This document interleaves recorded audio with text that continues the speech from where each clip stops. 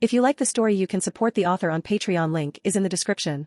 Chapter 61, The Hotaki and Hyuga's Unified Mission. As their conversation shifted back to other topics, Sakumo and Hikari began to make their way out of the Hotaki clan residence. Their path took them between the residence itself and the compound gates. It was in this relaxed atmosphere that they noticed a young figure approaching from the opposite direction. There, making his way back from his training, was a 6-year-old Kakashi. His youthful, determined stride and the unmistakable spiky, silver hair, even at such a young age, marked him as unmistakably a Hotaki. "Father! Hikari-san." Kakashi's voice, steady and composed, broke the comfortable silence between Sakumo and Hikari. His eyes, sharp and observant even at such a young age, shifted between the two. Kakashi had encountered Hikari once before during a previous visit to his home. Sakumo had always spoken in glowing terms about Hikari's exceptional abilities, suggesting that Kakashi could learn much from him. On that occasion, Sakumo had even arranged a spar between the young Chunin and Hikari, aiming to temper Kakashi's burgeoning pride and expose him to the broader spectrum of shinobi talent, especially in terms of those that come from the big clans that Kakashi wasn't truly exposed to before in the right way. Despite Kakashi's prodigious achievements, being the youngest to hold the titles of Chunin, Genin, an academy graduate in Konoha's history, Hikari had bested him effortlessly with a single move. That encounter had left a profound impression on Kakashi, challenging his early notions of strength and skill. It was a humbling experience, one that seeded a deep respect for Hikari within him. As he stood there, acknowledging both his father and Hikari, the memory of their previous encounter and the lessons learned lingered in his young mind, shaping his understanding. Meanwhile, as Hikari observed young Kakashi, he pondered his future trajectory. Hikari's willingness to offer guidance and foster a positive relationship with Kakashi wasn't merely out of respect for Sakumo, it was rooted in the knowledge of the significant role Kakashi would play in the future. Recognized as a potent force within the Hokage's faction, Hikari saw the importance of influencing Kakashi early on, aiming to prevent him from becoming a mere tool of the village leadership, as was his fate in the original timeline, and become more aligned with his plans for the village and the world in general. Hikari also reflected on how the Sharingan, while a famous symbol of Kakashi's strength in the original series, ultimately hindered his true potential by focusing his talents on copying various thousand mid-tier superficial techniques rather than developing his own inherent capabilities that could truly flip the table and be useful against the true peak-level shinobi that would appear in the future. His ability to be one of the few non-Uchiha people in history to use the Sharingan to such a level only showed his amazing chakra reserves, which, in Hikari's opinion, he squandered away. It wasn't anything positive, after all. It was a foreign power that would always cost him more than it would cost other real Uchiha, always skewing the risk-to-reward ratio for its use.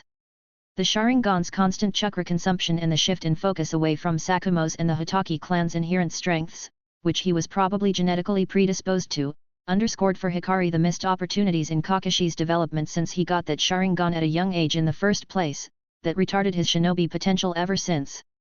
He believed that without the burden of the Sharingan, Kakashi could have harnessed his vast chakra reserves more efficiently, which was clearly shown after he lost the Sharingan in the original series.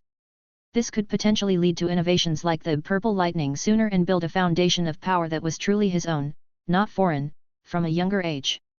This belief only deepened Hikari's interest in the Hotaki clan. Recognizing Kakashi's innate potential and huge chakra reserves, he planned to delve deeper into their clan's secrets and strengths through Sakumo in the future when they developed their relationship even more. Sakumo and Hikari exchanged brief greetings with Kakashi, both of them conveying warmth yet an air of urgency about the tasks ahead. They mentioned they had important matters to attend to, subtly signaling the end of their encounter with the young ninja. As they departed, Kakashi watched their backs, a sense of weight lifting from him, though he couldn't pinpoint why. He sensed a change in his father, a shift towards a more positive demeanor that was both puzzling and comforting.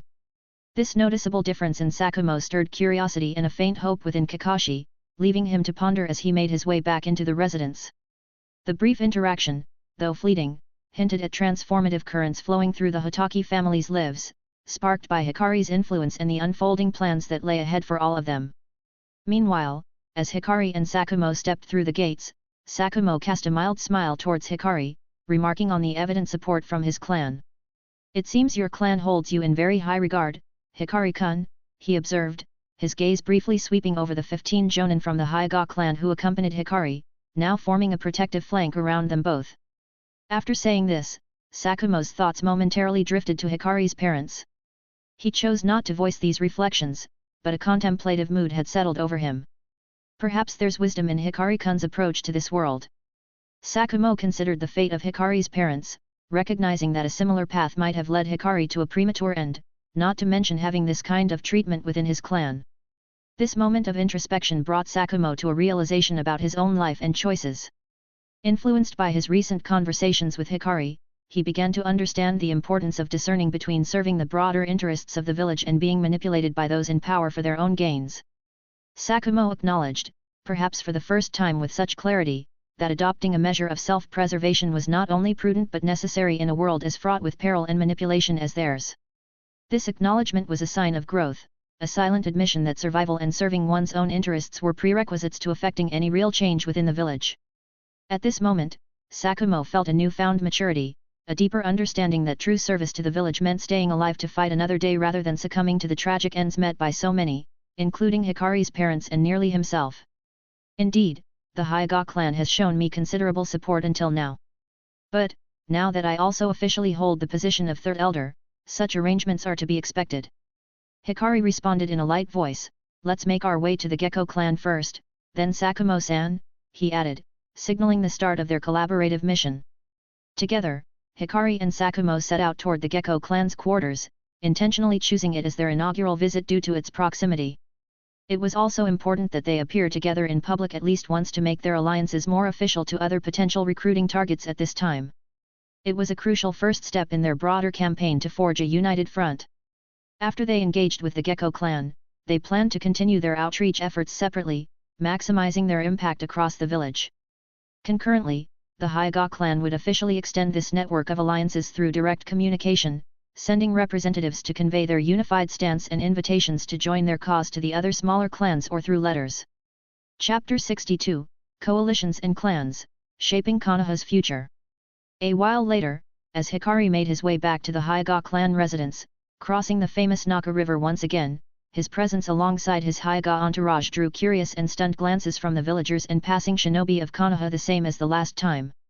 Their visit to the Gecko clan had been a significant step forward, and in the coming days, their plan to solidify a coalition and its next steps with other smaller clans was set to unfold.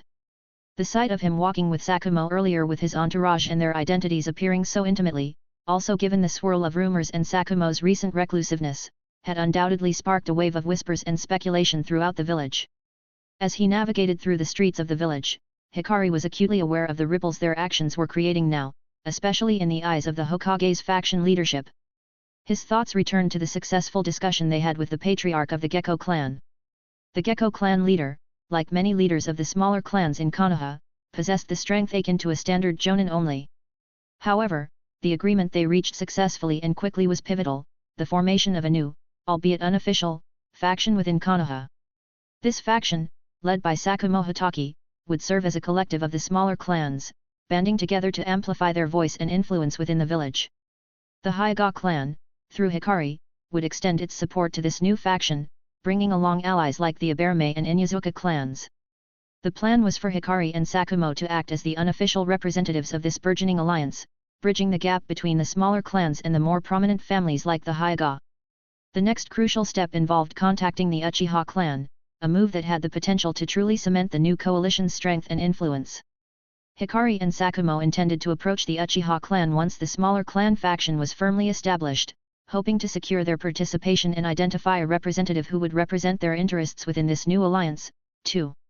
However, this matter regarding the Uchiha clan would have to be done in secret in order to be able to launch that surprise attack successfully during the next Jonin Council meeting, unlike the other steps that he and Sakumo did relatively openly.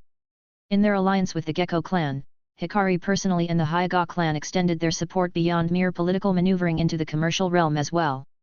In the following days, that support would also be offered to the other smaller clans. In Hikari and other Hyuga elders' opinions, it was a very simple process. The stronger those smaller clans got, the stronger the Hyuga clan got, too, and both were allies. Recognizing the importance of economic strength in bolstering the clan's overall power and independence, they committed to providing the Gecko clan with a wealth of resources. This support included sharing innovative business strategies, offering financial assistance through loans and investments, and facilitating new business opportunities to enhance the Gecko clan's standing in Konoha's competitive commercial landscape.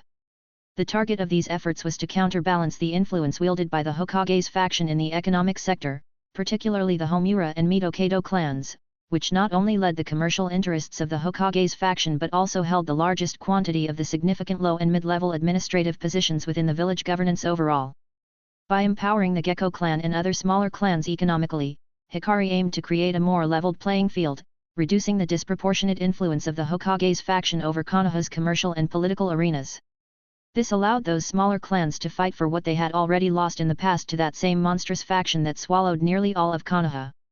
However, while the commercial support provided a tangible means of strengthening, navigating the village's administrative hierarchy posed a more formidable challenge for now.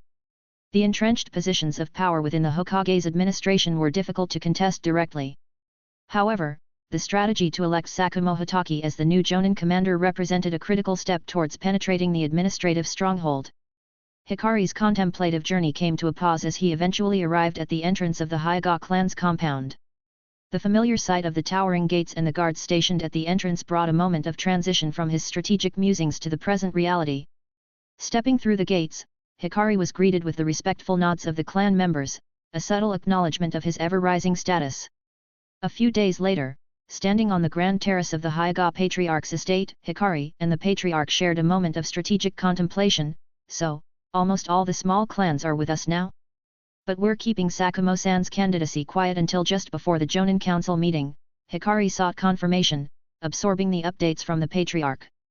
Yes, the Hokage is starting to worry about our actions, but I doubt he can grasp the full scope of our strategy in time, the Patriarch responded, a hint of satisfaction in his voice and pride almost written on his face as he looked at Hikari, who was much shorter than him. Indeed, who would have imagined the Hyuga and Uchiha coming together like this? It's almost unheard of, given our usual low profile and the Uchiha's known pride and isolation, Hikari added with a light smile. Hiruzen will be in for quite the shock when he realizes what he's missed and sees that there are still those in the village ready to stand up against his faction. But Hikari-kun, we owe a lot of this breakthrough to your close relationship with Sakumo and your innovative thinking and planning regarding this entire matter in general, the Patriarch acknowledged, appreciation evident in his tone. Don't give me all the credit, Patriarch-sama. This plan is unfolding smoothly mainly because of our clan's resources and the full support of the Hyuga Council. This time, it was also the clan that managed to reach out to the Uchiha in such a covert kind of manner, not me. Hikari humbly deflected, acknowledging the collective effort behind their strategic moves. As he mentioned the Hyuga clan's outreach and collaboration with the Uchiha, his gaze naturally drifted toward the Uchiha compound, which was quite visible from their current location. Situated across the Naka River from the Hyuga compound, it stood prominently and was similar in size to the Hyuga clan compound or the now defunct Senju clan compound. Unlike the more secluded Hyuga estate, the Uchiha's grounds were slightly closer to the heart of the village, adjacent to the Konoha police force headquarters, which they oversaw. Beyond the Uchiha compound, the Hokage's building loomed, a central hub for Konoha's administrative operations housing most of the civilian administrative departments. To the right of this horizontal residential and political panorama stood the majestic Hokage Rock. However, Hikari was well aware of why the Hyuga clan was positioned on the outskirts of Konoha, further away from the Uchiha clan and right on its borders. It was all intrinsically linked to the critical role the Hyuga played in village security through the Hyuga Border Surveillance Division. While this division was not as large as the police force run by the Uchiha, it was vital for Konoha's defense and intelligence. The main building of the organization was adjacent to the Hyuga living area. Through that organization, the Hyuga clan leveraged their Byakugan's unique capabilities to serve as Konoha's eyes, monitoring for any threats or unusual activities around the village's perimeter. This division wasn't just about keeping an eye out, it was an integral part of Konoha's early warning system, alerting the village to potential dangers before they could even escalate. Their responsibilities also included conducting reconnaissance missions outside of Konoha to gather intelligence on potential threats and ensure Konoha remained ahead of any potential adversaries. Moreover, the division worked in close coordination with the ANBU for covert operations and the military police, contributing to a layered defense strategy that protected Konoha from external threats and internal issues. Hikari admired how seamlessly the Hyuga clan had woven their unique strengths into the fabric of Konoha's defense, marking them as an indispensable part of the village's interests. The Border Surveillance Division was primarily staffed by Byakugan users who specialized in long-distance vision, and it was, therefore, obviously predominantly comprised of more supporting like side branch members. Despite this, the head of the division was still nominally the patriarch himself, a member of the main branch. Hikari himself had never visited the division, and his lineage, traditionally, did not play a part in its management. The patriarch, looking thoughtful, turned to Hikari and began, yes, there's something else we need to talk about the Uchiha clan now that you brought them up. Once we're all through with the secret voting for the Jonin Council, we're going to try and elevate our relationship and start communicating more openly in the future. After all, we aren't breaking any laws, and this seems to be truly necessary after I thought about it some more recently. You know, sending letters back and forth or using other more covered ways to chat isn't that great. It's hard to get our points across that way, and it's not as precise and efficient a format as a human-to-human interaction could be, especially if you are responsible for that part. He paused for a moment, then continued, so, as the guy in charge of making alliances for our clan, you'll start meeting with someone from the Uchiha clan with also a similar role probably as soon as possible to improve our overall communication and information flow. This is to help us start getting along better and make sure this new alliance we have goes smoothly from now in continuity. After all, we haven't been close to the Uchiha before, in fact, our relations were quite cool, so it's a big step for both of us if we want to succeed. His voice carried a sense of importance, underlining the critical nature of Hikari's upcoming role in nurturing the fragile alliance with the Uchiha clan as soon as the voting there finished. Chapter 63, Meeting Kiyomi Uchiha for the first time. Just a few days after Sakumo Hitaki's, the new uncrowned leader of the small clan alliance, unexpected victory as the Jonin commander and his impactful political speech there targeting the Hokage's faction whilst clearing his name directly, news of his win, backed by the support of both the Hyuga and Uchiha clans among others, spread rapidly, stunning all of Konoha. In the aftermath, Hikari, now masked and cloaked, was navigating the rugged terrain of the massive mountain behind Konoha. This wasn't just any mountain, it was a surprisingly colossal natural structure, almost half the size of Konoha itself, featuring the carved faces of previous Hokages only partially. More importantly, it acted as a strategic barrier, located directly behind the Hokage's building, other crucial administrative buildings and Uchiha and Hyuga clans, providing a formidable layer of security to the village's rear. Hikari's journey took him to the mountain's left side, which lay directly behind the Hyuga clan compound and adjacent to the Hyuga Border Surveillance Division.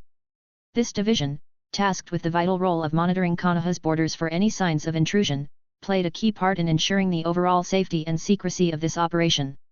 They had thoroughly secured the meeting area, also patrolling discreetly to prevent any unauthorized eavesdropping now, all unbeknownst to the Hokage or the rest of Konoha. As Hikari traversed the mountain, he kept his Byakugan active, scanning for the person he was supposed to meet with at the precise coordinates the two clans had agreed upon before and any potential threats. It wasn't long before he detected another cloaked figure making their way towards him from the direction of the Uchiha compound, which was also connected at the village's rear to this entire mountain just like the Hyuga clan, albeit from the other side, navigating through the mountain's high passageways. Positioned on the mountain's edge, opposite from the Konoha side and overlooking the vast, green expanses of the Land of Fire, Hikari prepared for the encounter. His initial confusion arose when, through the distinct clarity of his Byakugan, he identified the approaching individual as a 13-year-old girl. This revelation momentarily puzzled him. It was an unexpected choice for a representative of the Uchiha clan. Yet Hikari's inherent pragmatism quickly dismissed any reservations. After all, his youth merely 11 years old didn't prevent him from undertaking significant responsibilities within his clan. If the Uchiha clan deemed her fit to represent them, Hikari was ready to proceed without any prejudice. As they finally approached each other on the secluded side of the mountain, away from Konoha's prying eyes and surrounded by the tranquil beauty of the forest below, they both removed their masks. As they stood across from each other, the girl's presence struck Hikari with an unexpected sense of intrigue. Her long, straight black hair flowed gracefully, framing a face that held the distinctive onyx eyes characteristic of the Uchiha clan. The black cloak she wore still subtly outlined her slightly bulging slim figure, hinting at the agility and strength hidden beneath. Despite her young age, she carried herself with an air of confidence and maturity, traits that spoke of her upbringing within the Uchiha clan. "Good to finally meet you face to face, Hikari-san. I've heard a lot about you and your role within the Hyuga clan. My name is Kiyomi Uchiha, and my grandfather is the great elder Setsuna. Let's ensure our talk today will mark the beginning of a significant expansion in the recent alliance of our two clans, shall we?" Kiyomi said seriously while also observing him. It's great to finally meet you, Kiyomi-san. I've heard about you too to some extent, and of course, about your respected grandfather. How was your journey here? Hikari inquired, offering a smile that didn't quite reach his eyes as he finished sizing her up discreetly. Meanwhile, internally, he had already pieced together her affiliation with the Hawk faction of the Uchiha clan, known for its radical views. Her grandfather, Setsuna, was a prominent figure within this faction, serving as its leader and standing as the great elder of the Uchiha clan, a position of immense influence only surpassed by the patriarch maybe in the past. But recently, due to the rise of Hawk's power inside the clan, it was hard to say any more. So, Hikari realized that his own identity and background were not in any way higher than hers in this meeting. Additionally, in Hikari's perspective, Kiyomi was probably also being groomed as the future leader of that Hawk faction. His mention of knowing her to some extent also stemmed from the contrast between his openly known status within the Hyuga clan and wider Konoha and Kiyomi's more concealed role in the Uchiha clan. Given the Uchiha's heightened scrutiny within Konoha, some vague details about Kiyomi's activities and identity were closely guarded, known only to a select few higher UPS like Hikari after he became the third elder. This secrecy also sparked Hikari's curiosity about her capabilities as a shinobi, especially since she was not featured in the original story. He speculated that, in the original timeline, she might have been eliminated by the Hokage's faction during the lead-up to the Third Shinobi World War. Observing her earlier with his Byakugan, Hikari could tell that her strength was exceptional for her age, further intriguing him about the role she could play in the altered course of events already.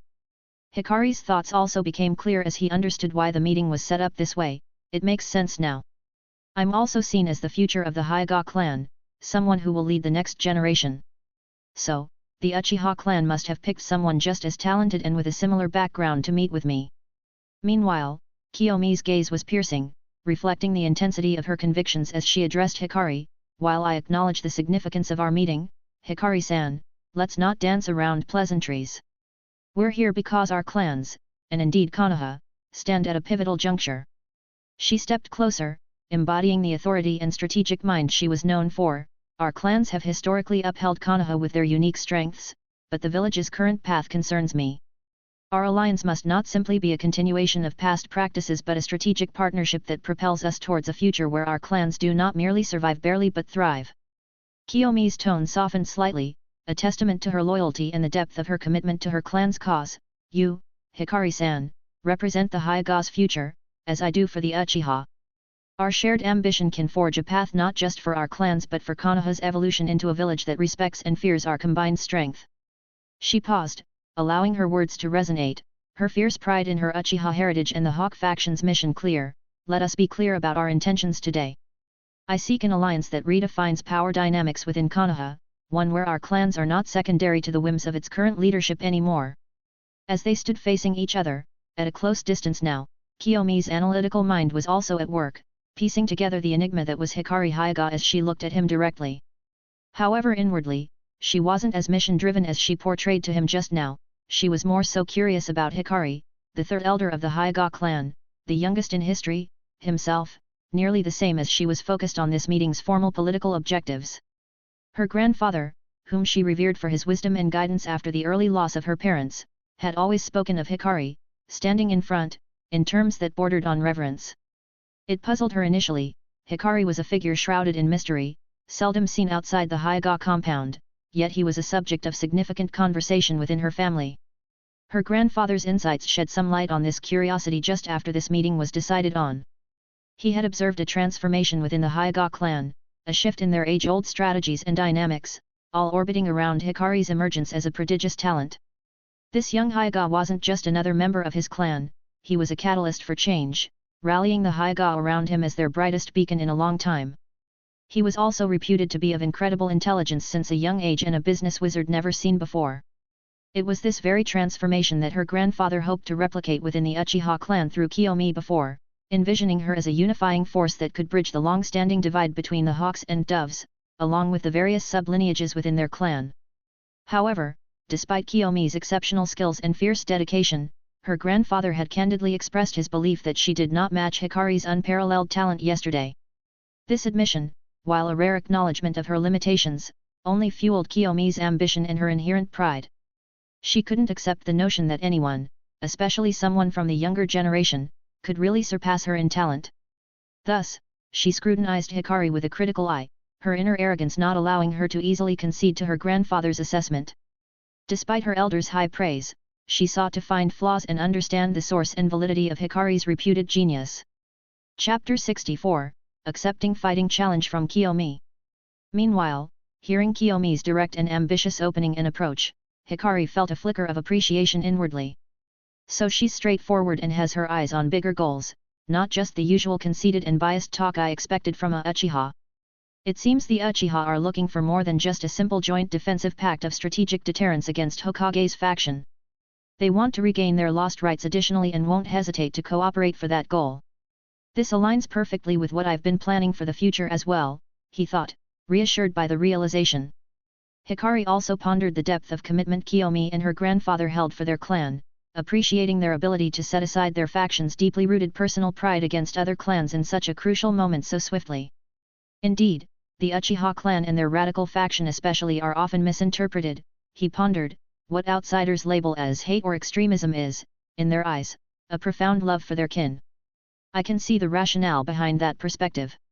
It is just that they were probably given no other exit but to rebel, unlike this time thanks to my actions and changes. Hikari's mind then raced further, connecting dots and deciphering why the Uchiha's participation in their coalition flowed so seamlessly.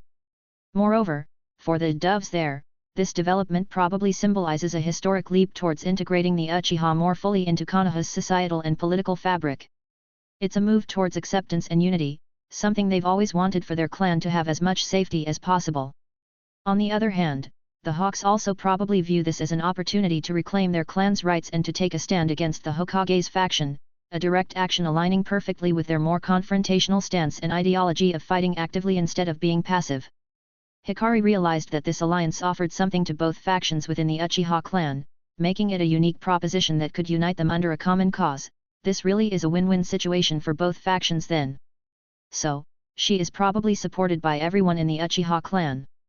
By representing her clan today, she might actually be bridging the gap between the doves and hawks, embodying a unity that's been absent in the Uchiha for too long.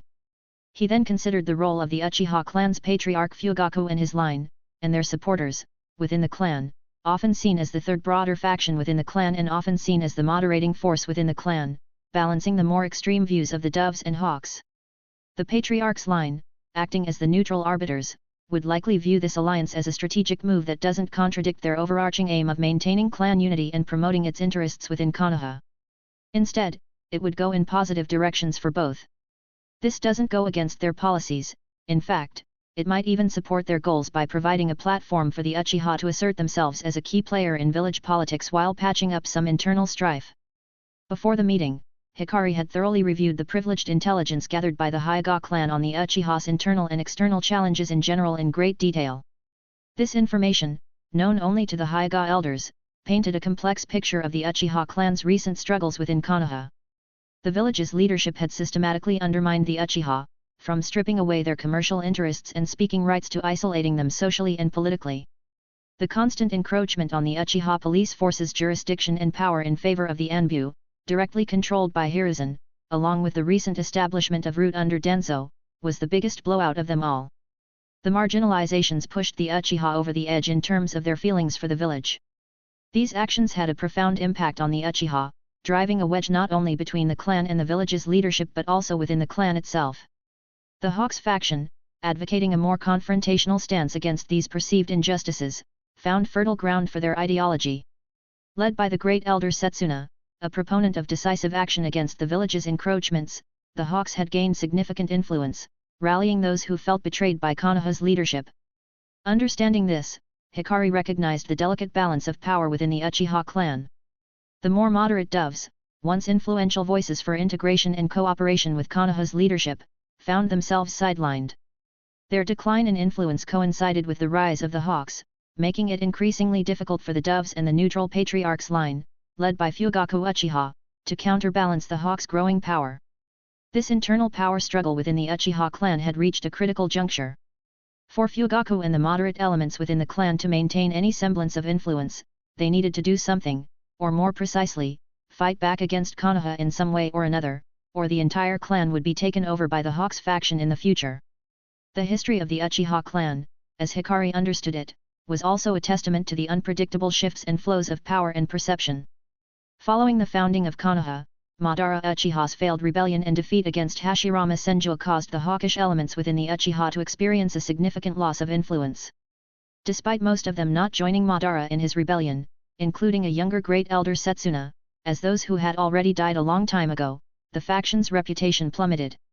This was due to the broader clan's association with Madara's defeat and the perceived failure of their aggressive policies against the village's ethos of unity under Hashirama and the leadership of the Doves, symbolized by the rise of Kagami Uchiha in strength and reputations, a false figure of compromise and cooperation with Konoha's leadership. However, as time went on, Madara's dark prophecies about the village eventually turned against the Uchiha, which the clan initially dismissed and began to take on a chilling resonance over the decades. The gradual truth of Madara's words, vindicated by the village's actions against the Uchiha from marginalization to the usurpation of their authority, lent credibility and power to the more radical faction within the clan. The great elder Setsuna, having known Madara personally, embodied this shift. His long life witnessed a dramatic reversal from disgrace to influence as the village's policies increasingly seemed to validate Madara's forewarnings. This historical perspective brought Hikari to contemplate the ironic twists of fate. In a relatively short span, the moderate Dove faction, which had once heralded an era of cooperation and peace with Konoha, would give rise to prodigies like Itaki and Shisui. These individuals, despite their unparalleled talents and intentions for peace, would inadvertently precipitate the clan towards its tragic epilogue, playing into the very extinction Madara had predicted, manipulated by the machinations of Konoha's leadership. Hikari marveled at the cyclical nature of history within the Uchiha clan, where the once discredited views of the Hawks found vindication in the village's actions, only for the subsequent generation of less numerous and counted-out moderates, bearing the hope of reconciliation and peace, to unwittingly march towards a preordained final tragedy. Meanwhile, outwardly, Kiyomi's demeanor shifted palpably, the weight of clan politics momentarily lifting from her shoulders. A playful smirk danced across her lips, her eyes sparkling with a competitive zeal that hadn't been evident in their discussion thus far. She watched him finish contemplating, cutting him off before he could respond back to her.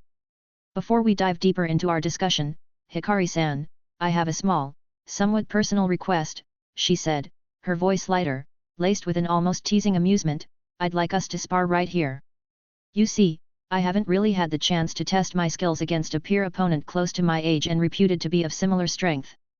And I'll confess, your reputation has piqued my curiosity. And you see, by the way, this how we, the Uchiha, typically like to construct our relations with others. Therefore, I hope that you won't mind and this won't offend you.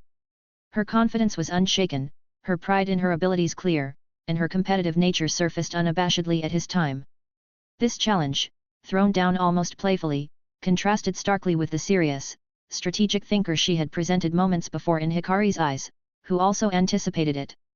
Hikari's response was more measured, but his smile hinted at an understanding of her after hearing her and going back to present from his thoughts. I see where you're coming from, Kiyomi-san. The Uchiha clan's emphasis on strength is well known, and it's only natural for you to seek an understanding of the dynamics between us, especially considering our potential future interactions. It's sensible. He acknowledged, noting their secluded location beyond Konoha and its sensory barriers as an ideal setting. I agree to your request. It seems we're in a perfect place, free from unwanted observation. Internally, Hikari was not surprised by Kiyomi's challenge, it was almost expected. So, it comes down to this. He thought, a battle to gauge my capabilities and talents. He pondered the deeper implications of her request, knowing that there may be more to it than her personality type, feelings of curiosity, and desire to prove herself. This was also probably influenced by her role within the Uchiha and her current mission today. She's not just seeking to understand my abilities now but also the potential the entire Hyuga clan possesses because of me for the future under the orders of her higher ups. However, Hikari was also quick to see the advantage for him in Kiyomi's challenge. He knew that if he managed to defeat her effortlessly right now, it would not only prove his strength and talent but also significantly bolster his and the Hyuga clan's entire negotiating power with the Uchiha in the future passively. Winning easily would leave a strong impression on the Uchiha, ensuring they took him and his clan more seriously in all future discussions. Then, please be careful, Hikari-kun. I'm about to start. Kiyomi announced, her smile widening briefly at Hikari's composed, unsurprised reaction. It was almost as if he had anticipated this challenge from the outset, and his confident demeanor unconsciously treated her as a non-threat in her view. There was a flicker of excitement in her eyes, a spark ignited by the prospect of disrupting his serene, controlled demeanor. Let's see how long that calm lasts. She mused internally, her playful smirk morphing into a focused, determined expression as she prepared to move. Chapter 65, Duel of Dojutsu, Sharingan vs. Byakugan. As soon as the words left her mouth, Kiyomi wasted no time in escalating the confrontation in silent focus. Her two-tomo Sharingan ignited, the black of her almond eyes swirling into the deep red of focused determination now. With a swift motion, she reached into her robes, drawing a handful of shuriken, her specialty. The metallic glint of the throwing stars barely caught the light before they were hurtling toward Hikari, slicing through the air with deadly precision.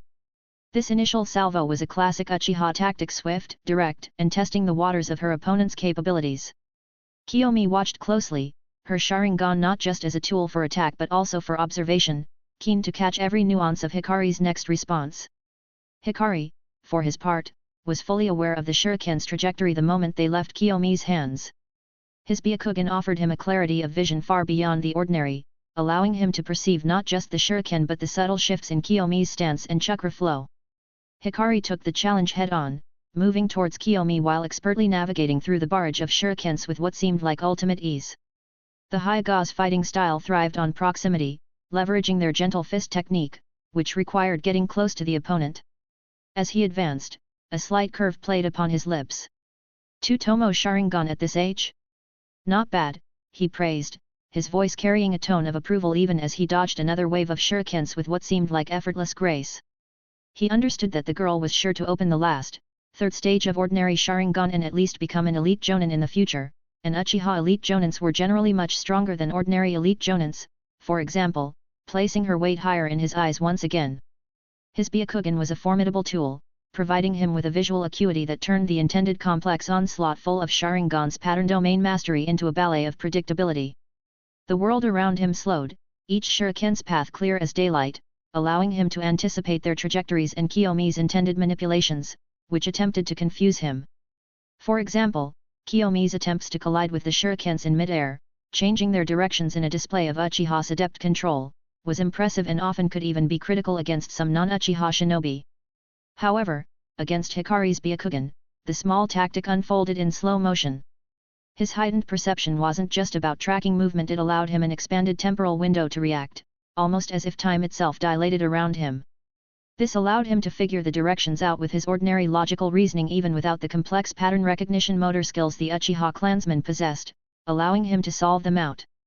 This didn't just compensate for his lack of Sharingan, it provided a different spectrum of insight, one that translated the complex patterns of Kiyomi's attack into a solvable puzzle. On the other side, Kiyomi's confidence wavered for a moment, her mind racing with questions and doubts. How is this possible? What is his secret?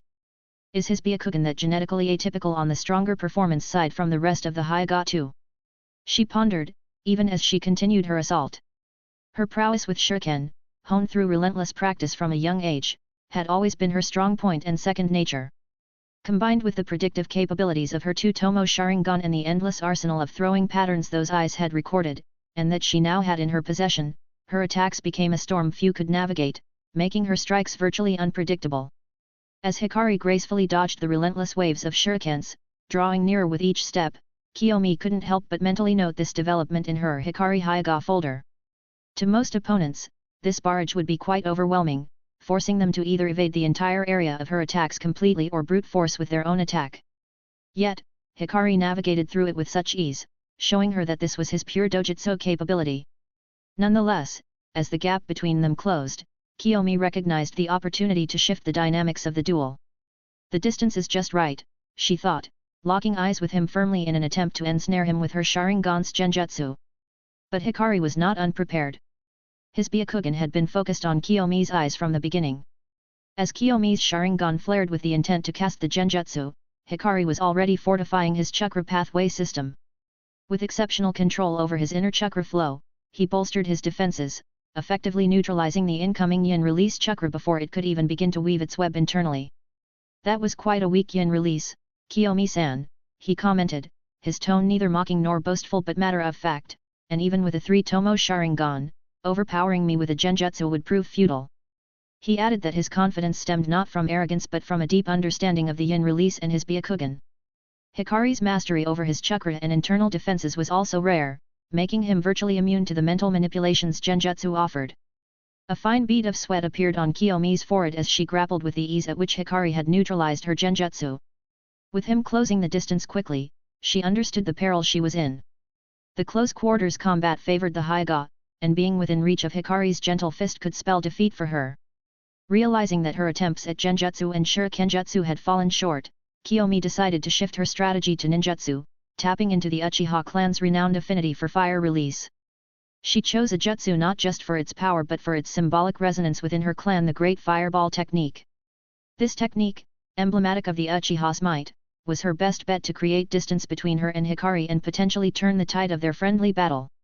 Kiyomi executed the Great Fireball technique flawlessly, sending a massive ball of fire roaring towards Hikari. Yet, to her surprise, Hikari didn't retreat. Instead, he continued advancing, his expression calm, almost casual, as if he were merely facing a mild inconvenience rather than a devastating attack characteristic of the Uchiha clan. As the fireball neared, Hikari prepared to counter. He extended his right hand, performing a precise chopping motion. Through the chakra points in his hand, he expelled the chakra, weaving wind release into his slashing counterattack. This combination created a force strong enough to split the oncoming fireball in two. Hikari's use of his Byakugan was critical at this moment.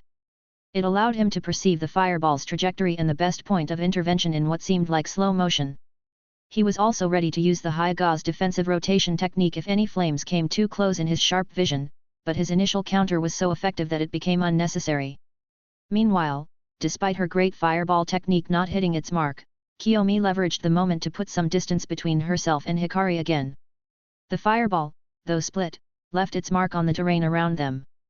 The mountainous battle area bore the scars of their confrontation, scorched earth and smoldering vegetation outlined the path of the divided fireball, a testament to the technique's power and to Hikari's skill in neutralizing it.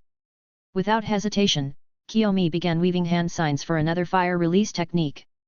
Acknowledging that subtlety had its limits against Hikari, she decided to unleash her full chakra potency. She opted for her unique take on the fire release, Phoenix Sage Fire technique. Kiyomi's mastery over shurikenjutsu allowed her to infuse the technique with a tactical edge, sending flaming shurikens arcing toward Hikari from all directions.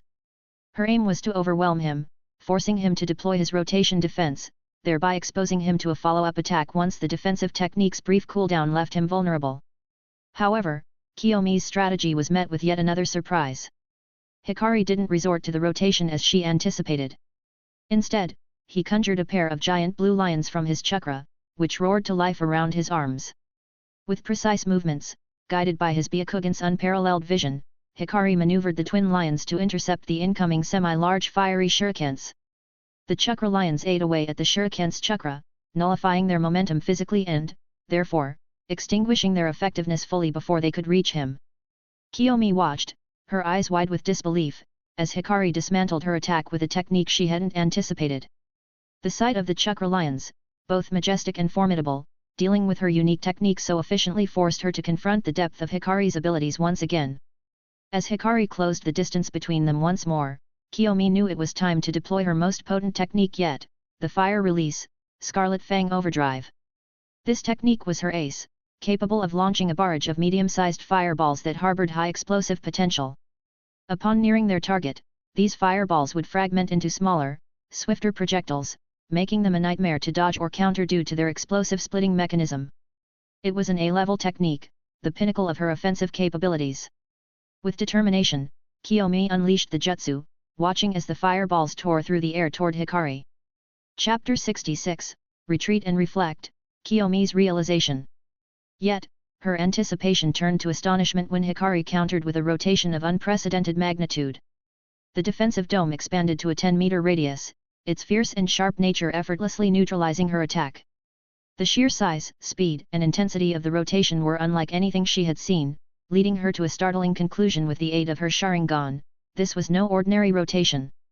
Hikari had infused it with wind release as well, enhancing its defensive capabilities beyond standard measures. Realizing the breadth of Hikari's strength level, Kiyomi made a split-second decision to retreat and regroup within the mountainous terrain, hoping to devise a new strategy.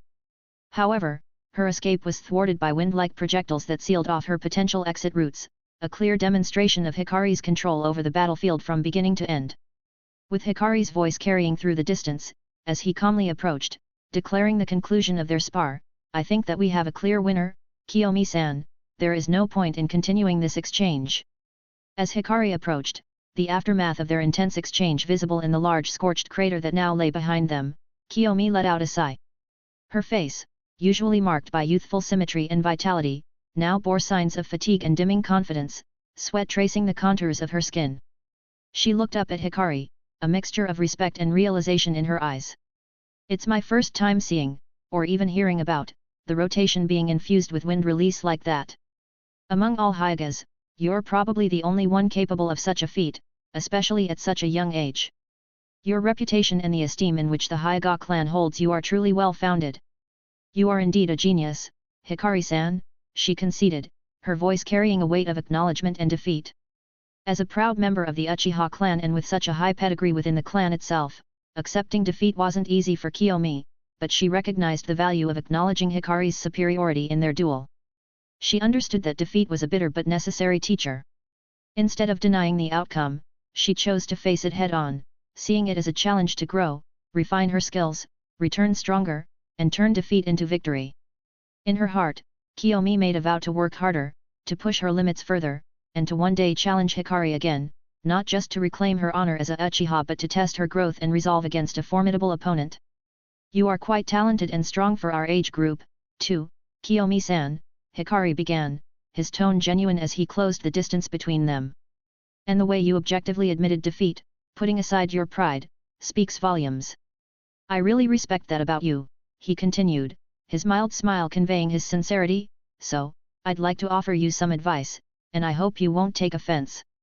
I believe it might help you. Instead of focusing so much on shurikenjutsu and ninjutsu, like fire release, perhaps you should focus more on your eyes, your Sharingan. Your dojutsu and bloodline are what truly sets you apart in this shinobi world. While other skills are important, they have their limits. If you really want to surpass those limits, tapping into the potential of your bloodline, which is a unique gift, might be the key. That's part of my secret too." Hikari's bright natural eyes held a sudden mysterious glint as he looked at her and spoke this part while he chuckled a little. He realized that this girl in front of him was worth building a good relationship and networking with for his future plans, from either her background, personality, or talent standpoint, so he gave her this sincere advice, and it was up to her to take it or not.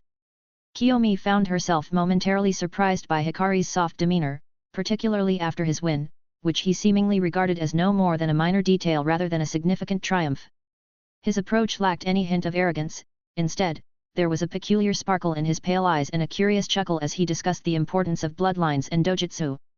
This unexpected behavior and the sincere advice he offered left Kiyomi deep in thought, pondering the implications of his words, their true meaning, and the evident depth behind his casual exterior. Bloodline. Then, is the Hyuga bloodline stronger than we previously thought?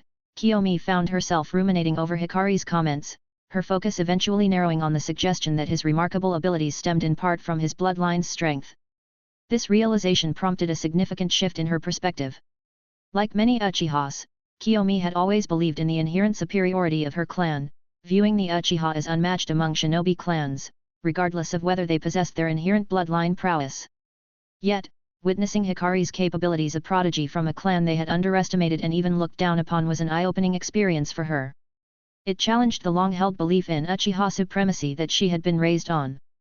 Could it be that the Hyuga are stronger than we thought? That maybe, just maybe, we're not the supreme, unchallenged pinnacle of shinobi clans. These thoughts swirled in Kiyomi's mind, unsettling yet invigorating. It was a stark awakening, confronting the notion that the Uchiha might not possess the strongest bloodline and that she, despite being highly praised, might not be the paramount genius she was touted to be by everyone in her surroundings before. Reality has now slapped her in the face in a sense, making her doubt her whole life slightly from the beginning. This, combined with the recent shifts in power dynamics within Konoha, where the Uchiha seemed to be losing influence while the Hyuga's stature grew, added layers of complexity to her understanding of the shinobi world. However, after the initial shock and introspection, Kiyomi found her equilibrium. Recognizing the importance of facing reality with objectivity, she resolved to work tirelessly to elevate her strength, defeat the young Hyuga in front of others in the future, and restore her clan's first place in Konoha and beyond. Though she had been nurtured on the tenets of the importance and nature of Uchiha supremacy, Kiyomi understood that acknowledging the present facts was crucial for actually restoring them to that position and keeping them there in objective reality. "Your advice, it's given me a lot to think about," she admitted, her voice steady, reflecting the tumult of realization and determination within. "I've always been proud of our Uchiha bloodline and believed in its supremacy. But today, seeing you, a Hyuga, demonstrating such power and versatility, it's clear I've underestimated the potential of others, including your clan." Kiyomi's gaze met Hikari's, a spark of renewed ambition shining in her eyes. "Thank you for the honest feedback. It's a rare thing to receive such guidance, especially from someone outside one's own clan. I'll take your advice to heart and see where it leads me. And maybe, in doing so, I can bridge the gap between our abilities and challenge you again on more equal footing." Kiyomi's smile, small but genuine, was a clear sign of her newfound respect and intrigue for Hikari. As she observed him, a thought crossed her mind. "What an interesting guy. I have a feeling he's going to cause quite a stir in this village as he matures. But thankfully, he's on our side, not Konoha's. Karma serves them right. Who would have thought a Hyuga would be the one to launch all of this against them?" This internal musing reflected her appreciation for Hikari's talents and potential and her anticipation of the future changes he might bring about within Konoha. His calm demeanor, coupled with his traditional and noble appearance, set him apart in Kiyomi's eyes as someone destined for greatness, a figure who could indeed disrupt the status quo in ways the village couldn't yet foresee. Her smile, while subtle, was laden with excitement. Chapter 67, Unity and Division Under Hidden Leaves. 4 young men sat in the heart of Konohagakure within the warm, inviting confines of one of the Akimichi family's renowned restaurants, known across the village for its exquisite Oriental-style barbecue. Minato Namikaze, with his bright blonde hair and striking blue eyes, carried an aura of warmth and leadership. Beside him, Inoichi Yamanaka's long, blonde hair and thoughtful gaze spoke of a mind always at work. Shikaku Nara, with his sharp features and dark, ponytailed hair, exuded a strategic calm, while Choza Akimika's robust frame and fierce yet friendly expression mirrored the strength and loyalty of his clan. The atmosphere around their table was currently charged with camaraderie and laughter, a private world amidst the bustling establishment. They were deep in conversation, topics flowing as freely as the drinks on their table. At the center of this jovial gathering was Minato, whose spirits seemed even higher than usual, if that were possible. His infectious enthusiasm and radiant smile lit up the room, drawing even more warmth into the already intimate setting. Inoichi, Shikaku, and Choza, each a significant figure in their own right, were also becoming increasingly animated, their laughter growing louder with each sip of alcohol. The gathering that evening was especially significant because it was in honor of Shikaku Nara's recent appointment as the official first assistant to the third Hokage. As the night wore on and the effects of the alcohol began to lower their inhibitions, the atmosphere at the table subtly shifted. The underlying tension, masked by celebration and camaraderie, slowly surfaced, brought into the open by Choza Akimichi. With the sincerity that alcohol often brings, Choza broke the guise of festivity to address the elephant in the room, his voice carrying a mix of frustration and disappointment for his friend. "Damn, I still have a bitter taste in my mouth." It was obvious that the position of the Jonin commander was already in Shikaku's bag, yet it went away at the last moment. "Shhh, Choza, don't say it like that," Inoichi's voice cut through the thick atmosphere, laced with caution as he quickly glanced around the restaurant. His eyes scanned the surroundings for any unintended listeners, but he soon exhaled in relief, noticing that the once busy restaurant had dwindled to just them and a few Akimichi clan employees busy with closing tasks under the previous casual glances from Choza. "If you put it that way, it sounds like Shikaku's appointment to the position was rigged, which could stir unnecessary controversy, especially given the current sensitive political climate," Inoichi advised, his voice carrying a note of concern. Although Inoichi shared Choza's frustration over his friend not securing the Jonin commander position, his approach was more analytical, especially in such a public setting, even in a state of some intoxication. "Inoichi is right, Choza. We have to be careful about what we say, even here among friends," Shikaku chimed in, his voice tempered by the weariness of recent events. "And let's not view it all as a loss. I became the first assistant today. It's a recognition of my contributions to the village," even if it's not the Jonin commander position we hoped for. He then massaged his temples, a clear sign of exhaustion from his official first day working under the third Hokage. The role had him buried in bureaucratic tasks and sorting through piles of paperwork, far from the strategic military planning that would have played to his strengths as the Jonin commander, a position that would have spared him from the tedium of manual work and allowed him to fully utilize his tactical acumen. Moreover, the recent political upheavals within the village weighed heavily on him, still fresh and unsettling.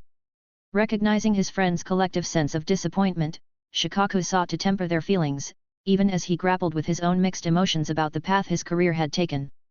That said, there's a valuable lesson in this for all of us, especially for you, Minato, Shikaku continued, his tone shifting towards something more reflective and his face becoming serious and focused. We shouldn't take anything for granted until it's truly ours. Life has a way of surprising us, and nothing is set in stone. This understanding will be crucial for you, Minato, given your ambitious goal of becoming the Hokage, his gaze now firmly and earnestly on Minato. I get what you're saying, Shikaku, and please believe me, I'm fully committed to my ambitions. I won't let anything stop me from becoming the next Hokage, Minato responded, his face mirroring Shikaku's seriousness for a moment. Then, softening his tone, he added, as for Shikaku's situation, I really hope none of you holds any resentment towards Sakumo-sama. After all, he's a respected hero of our village, and he earned his position fair and square. At the end of the day, we're all part of the same village. Let's stay positive. You're right, Minato. No one can question Sakumo-sama's abilities or his contributions to the village. He also secured the position through a fair vote, Shikaku acknowledged, offering a small smile in response. In the end, what's best for the village as a whole outweighs any individual ambitions I might have. While Shikaku's words conveyed agreement and understanding, aligning with the spirit of unity Minato emphasized, a part of him still wrestled with the outcome. Beneath the surface, Shikaku's acceptance was not as wholehearted as he presented just now. Yet, he bore no ill will towards Minato for his remarks, fully recognizing Minato's innate leadership qualities and his unyielding dedication to the collective interests of the entire village. He understood that Minato's unwavering loyalty extended to the entire Konoha and his close-loved people, like friends or family, and that devotion inspired everyone around him. Moreover, he understood that Minato might not have the full picture of what had transpired. However, Shikaku, with his shrewd mind, couldn't ignore the undercurrents he had observed. As Inoichi had hinted earlier, and as all three of them were vaguely, painfully aware, the process for selecting the Jonin commander was really manipulated from the start, swayed by the third Hokage's faction, a faction to which their clans had pledged allegiance completely. Therefore, this wasn't merely about a personal loss for Shikaku himself but also represented a broader political setback for the Nara clan and the entire unofficial Hokage's faction group. Shikaku's understanding of the situation was grounded in years of political maneuvering and expectations set by the village's leadership dynamics. The Jonin commander position was, in many ways, considered a legacy of the Nara clan, a nod to their long-standing allegiance with the third Hokage's faction. This tradition had historical precedence, with the previous Jonin commander also hailing from the Nara clan. Shikaku, expected to follow in these footsteps, had dedicated years to ensuring his suitability for the role, not through the best personal strength among all the Jonin but through his intellectual contributions to Konoha. His efforts were extensive and impactful. Shikaku had been instrumental in enhancing Konoha's secret strategic warfare documents, and his academic articles on shinobi formations and tactics had become essential readings within the village. Despite not being the strongest Jonin in terms of combat, his strategic intellect and contributions were deemed invaluable, positioning him as the nearly undisputed successor to the Jonin commander title. With the support of their faction and the influence they wielded among many civilian shinobi, Shikaku's appointment seemed assured, a mere formality awaiting confirmation. The old Jonin commander of the Nara clan eventually had to retire recently due to advanced age, and a new election needed to be held, which was just like some etiquette and protocol in impressions of higher ups of their faction and the Nara clan. However, no one expected such an outsider to suddenly enter the picture at the right place and at the right time. The emergence of Sakumo Hatake as a contender was a curveball no one had anticipated. Recently marred by rumors and facing a significant decline in public esteem, Sakumo's candidacy was at first viewed with skepticism during the previous Jonin Council meeting. Yet, in a stunning turn of events, he managed to unite a coalition of smaller shinobi clans along with the traditionally rival Uchiha and Hyuga clans. This alliance, seemingly inconceivable due to the deep-rooted enmity between the Uchiha and Hyuga, represented a significant shift in village politics. Sakumo's unexpected victory at the polls, leveraging the Jonin Council's written rules to his advantage, was a clear indication of changing tides within Konoha's power structures. These tides are very unfavorable to all the people sitting at the table currently, even Minato, whether he realized it or not, like the rest of them. Minato, you know I usually see eye to eye with you, but this time, I have my reservations about Sakumo-sama, Choza said, his voice a notch lower as the alcohol took its toll, making his words flow more freely yet with a hint of caution. I can't help but feel like he's been influenced by the Uchiha and Hyuga clans somehow. His statement trailed off into a murmur, reflecting a mix of concern and suspicion. Didn't you catch his speech? It was laced with subtle digs at those closely aligned with the third Hokage, our group included, and perhaps even at the Hokage-sama himself. That doesn't sound like the Sakumo-sama we knew, the one who always carried himself with politeness and respect. It's as if he's under some sort of spell, Choza continued, pausing to wipe his mouth, a gesture punctuating his unease. Even if that's true, Choza, you should still hold back a bit. We just talked about being careful with what we say, Inoichi interjected, his voice carrying a mixture of fatigue and caution. However, the atmosphere still relaxed slightly as Inoichi noted the last of the restaurant's employees exit, closing the doors behind them, leaving only their group in the cozy, dimly lit space, so Inoichi didn't protest Choza's behavior too hard. Nonetheless, despite his call for caution, Inoichi knew there was more to the situation with Sakumo than met the eye. He understood the subtle conflicts and moves made against Sakumo by their third Hokage's faction. Catching Shikaku's eye, he shared a look that said they both knew the real story behind Sakumo's change in attitude towards their group and the Hokage. Minato, meanwhile, also secretly noticed the knowing look exchanged between Inoichi and Shikaku, letting out a quiet sigh before speaking up. I'm not out of the loop, you know. I'm pretty aware of the tensions. But honestly, right now, I feel like my hands are tied. That's part of why I'm so set on becoming the Hokage. I want to create a place where all of us, including Sakumo, the Hyuga, the Uchiha, everyone can live together in peace. It might sound a bit naive, but it's a dream I'm willing to chase with everything I've got tirelessly, he said, punctuating his resolve with a swig from his drink.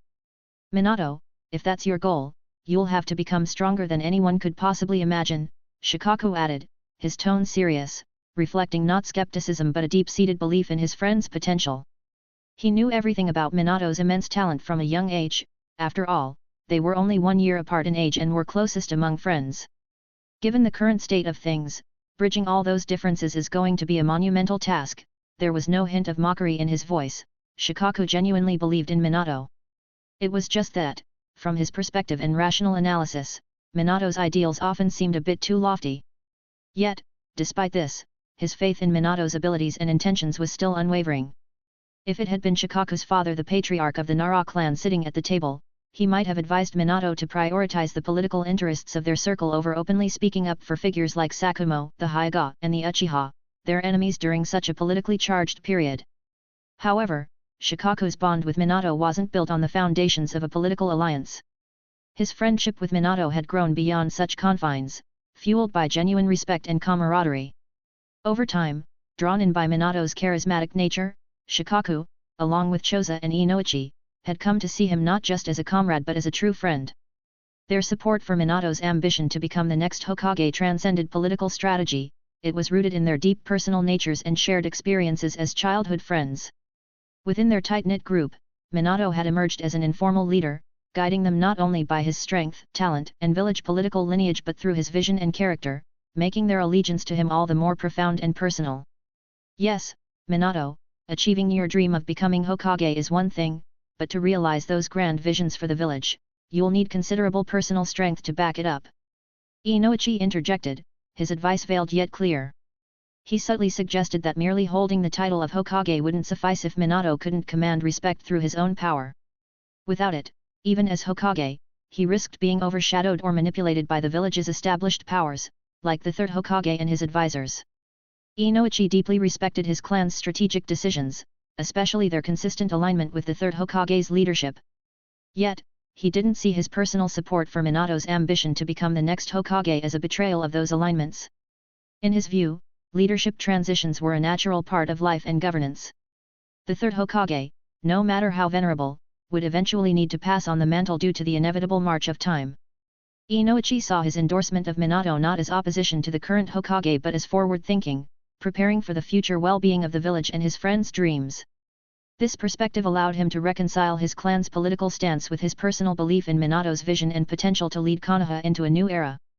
Shinsuke Sarutobi, the current semi-hidden Anbyo commander of the village, for example, as the eldest son of the third Hokage, had also played a significant role in the lives of Choza, Inoichi, and Shikaku, the future decided on patriarchs of their clans, from a young age.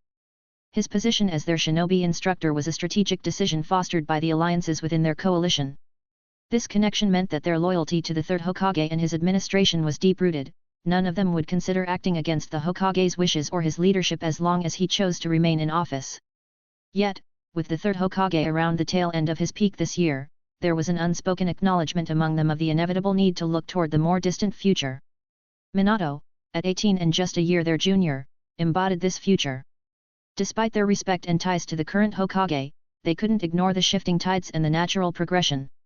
Minato, meanwhile, sensed his friend's underlying concern about his capabilities and the immense responsibility that lay ahead and responded with reassuring confidence. "Don't worry, everyone, I'm well aware of the stakes. I haven't neglected my training, in fact, I've been continuously honing my skills. And I have a feeling that in the next few years, I'll achieve breakthroughs in my strength that will further surprise everyone in a good way, of course. All my efforts are aimed at the betterment of our village," he said, his smile carrying a hint of mystery and unwavering determination. Chapter 68, The Inner Circle, Debating Konoha's Future. On another day, a highly important meeting took place in the expansive Hokage building, which towers at the heart of Konoha. This building, the largest in the village, not only connected to the secretive chambers within the Hokage Rock but also served as the central hub for administrative activities. In one of its more ornate rooms, which offered a panoramic view of the village below and was bathed in bright, natural light, Hiruzen Sarutobi sat in discussion with his advisors.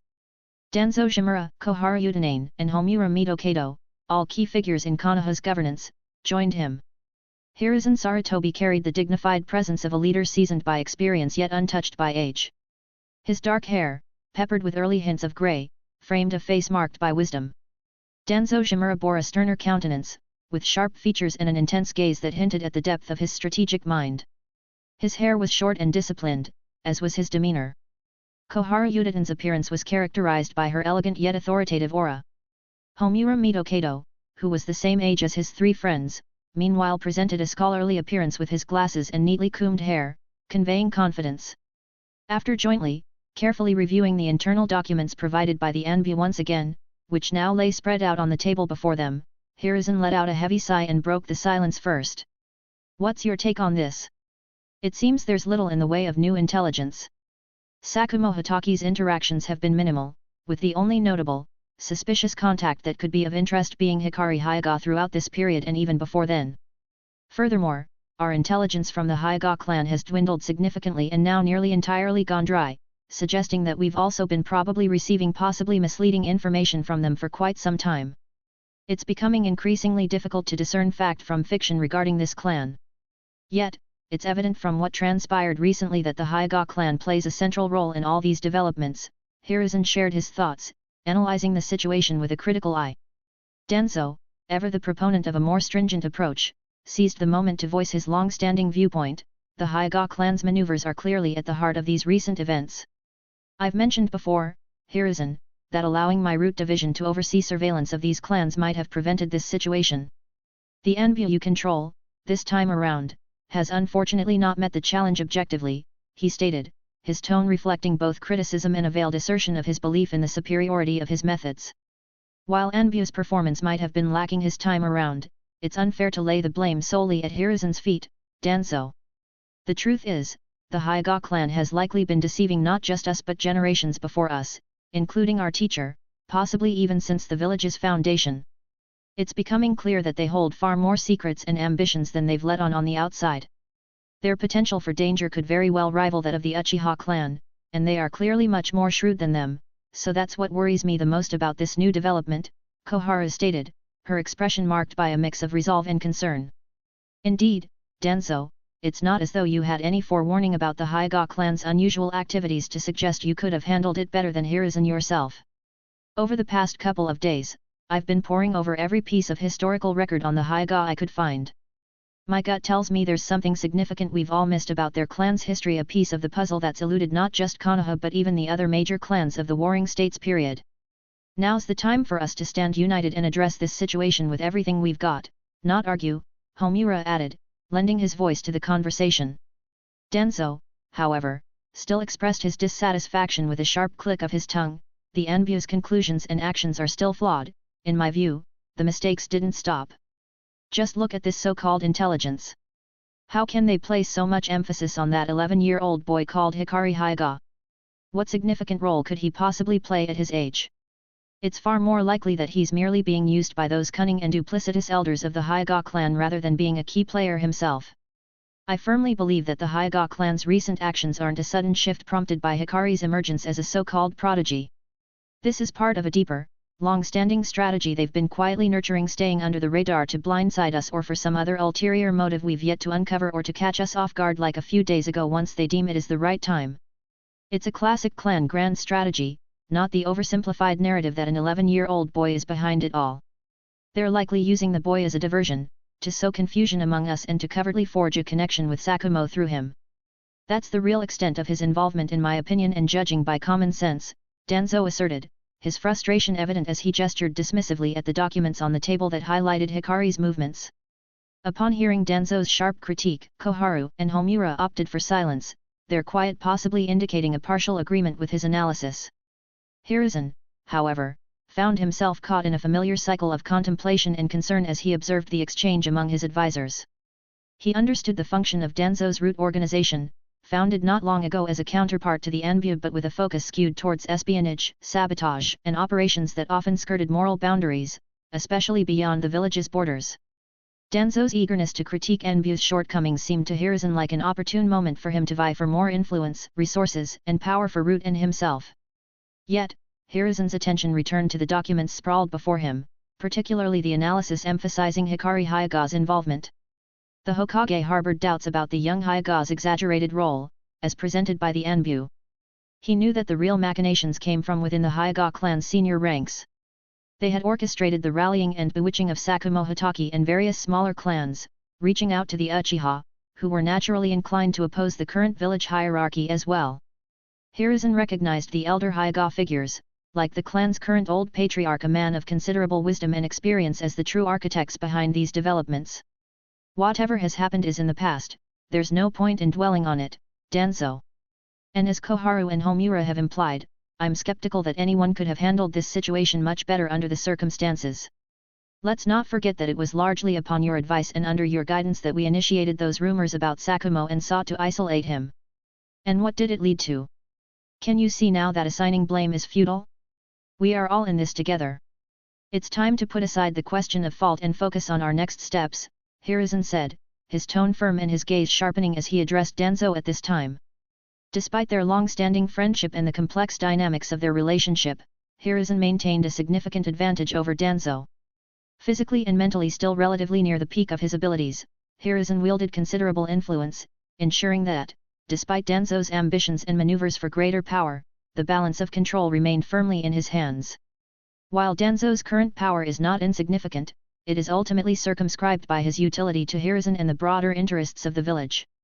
Hiruzen valued Danzo's contributions and recognized the importance of having someone with Danzo's particular skills and perspective. However, he was careful to ensure that Danzo's reach did not extend beyond what was beneficial for Konoha's stability and prosperity and beyond his own position and power. Chapter 69, The Next Moves of the Hokage's Faction. Firstly, I trust you all already understand the impracticality of taking any direct action against individuals like Sakumo Hitaki or young Hikari Hyuga at this time. Their positions within the village's overall framework now, coupled with the sheer force and a team we would need to employ to confront them, make any covert operation exceedingly difficult. Moreover, considering the current tensions within the broader shinobi world and the looming threat of another world war on the horizon, such actions could only make it worse for the overall village interests. Hiruzen explained while mainly sending a few glances in Danzo's direction while speaking. Danzo, known for his aggressive and uncompromising approach, surprisingly concurred without hesitation, nodding in acknowledgement.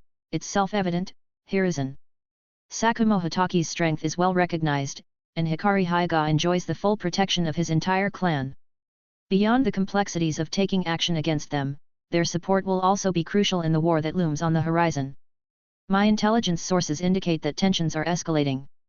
Skirmishes between the major nations and smaller neighboring states are becoming more frequent, the big nations themselves getting weaker, hence more wolfish and more militant in their policies, signaling a potential for these conflicts to escalate and eventually draw all of the major villages into a full-scale war amongst themselves in a few years' time, Danzo admitted. His agreement underscored the gravity of the situation and the external pressure. However, it is good that you started considering that kind of option more seriously, Hiruzen. Sakumo's continued existence poses a direct threat to us. It's become a matter of him or us. Right and wrong aside, if we don't address the Sakumo situation decisively, he could very well spell our collective downfall. He's already seized such an invaluable, critical position from under us. What's to stop him from aiming for the Hokage title next, even potentially seeking to usurp you, Hiruzen? Sooner or later, we'll have to confront this. It is just a matter of the most optimal timing at this point, Danzo said, his expression darkening at the mention of Sakumo, a clear sign of his deep-seated animosity and the perceived threat Sakumo represented to their positions. Danzo continued, slightly shifting his focus but maintaining his strategic perspective, regarding Hikari Hyuga, I think we're giving him too much credit as an individual threat. He doesn't compare to Sakumo in terms of immediate danger, he is nowhere near that level. It's the political maneuverings of his entire clan that we should be wary of, much like with the entire Uchiha clan. Yes, the boy certainly exhibits a remarkable talent for someone from the Hyuga clan especially, but we mustn't lose sight of the broader context, in terms of both the powerhouses of the entire village that we have on our side, and the history of that clan. Historically, no Hyuga has surpassed what might be considered early Kage level strength, and only one person ever achieved that level as well. Even the most formidable among them, in each generation, typically the clan leaders themselves, hasn't posed a significant threat beyond the quasi-Kage level. Their capabilities do not fundamentally endanger our position. Danzo articulated, emphasizing a broader view that prioritized the political dynamics of entire clan actions over the capabilities of an individual, however talented they might be. Regarding the rumors of his exceptional intelligence as well, it's difficult to ascertain their authenticity. For all we know, these could be strategic exaggerations by the Hyuga elders to enhance his perceived value or to throw us off from other things. Yet, while he really does appear to possess a notable aptitude for commerce and business, such skills are not directly threatening in a society governed by shinobi prowess. Moreover, regardless of his commercial successes, the Hyuga clan's slightly rising revenues can't even begin to compare to the financial influence we wield. Our control over the village's executive and legislative mechanisms ensures our cemented superior position in terms of both business valuations and financial resources. Danzo remarked, scrutinizing the impact of Hikari Hyuga's talents on their strategic position with a blend of skepticism and analytical rigor, dismissing the potential threat his abilities might pose to their established power.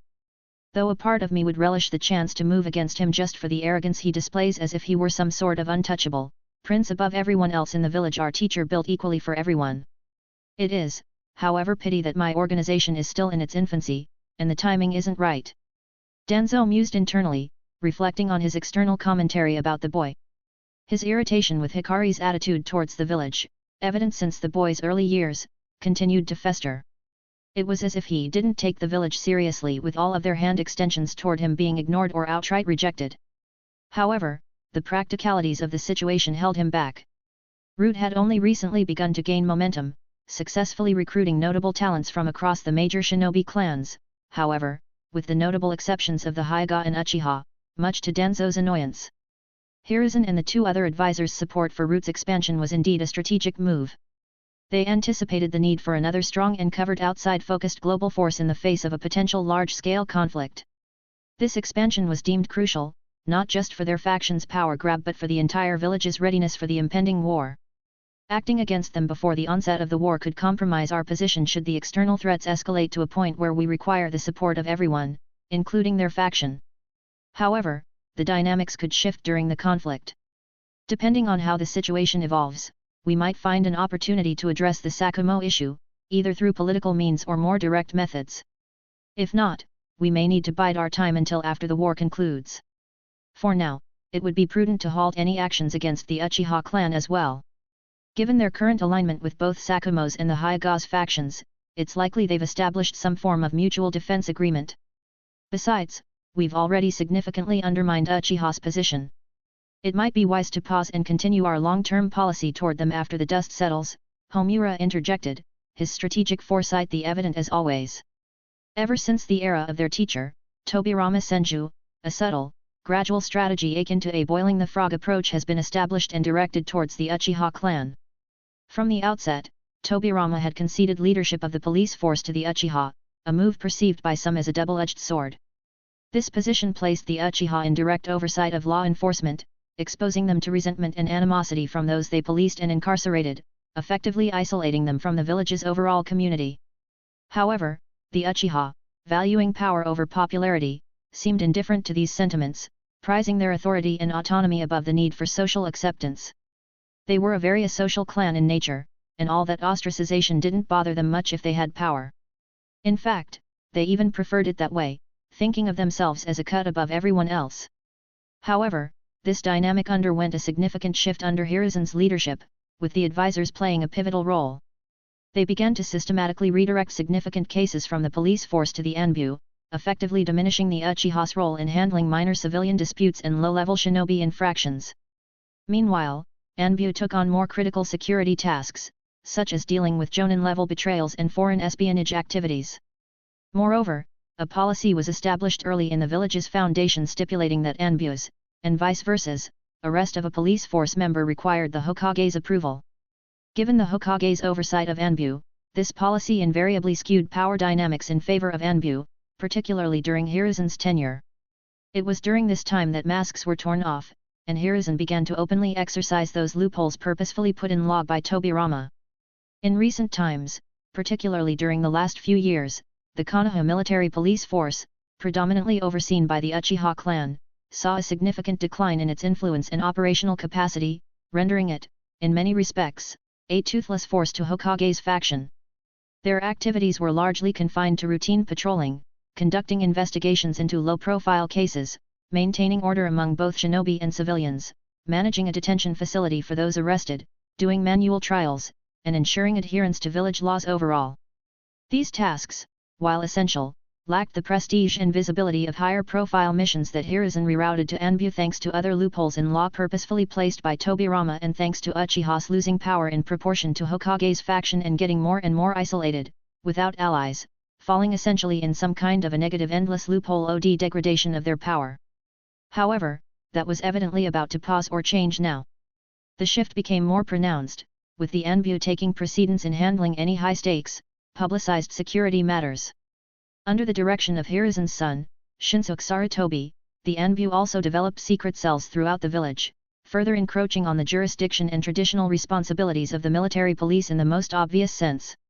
Chapter 70, The Prelude to the Third Great Ninja War. The village now finds itself essentially divided in two, with our faction and theirs standing on opposite sides following Sakumo's speech. This level of division is unprecedented in the history of Konoha. Madara's rebellion was a significant event, but it was the action of an individual, not a widespread political and social schism like what we're facing here today. It's clear that something has gone terribly wrong during our time, straying far from the vision our teacher had and the path he set forth. We four must shoulder some of the responsibility for this divergence.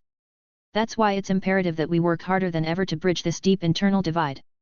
Should we succeed, we will have accomplished something truly historic for Konoha, achieving the unity our teacher envisioned.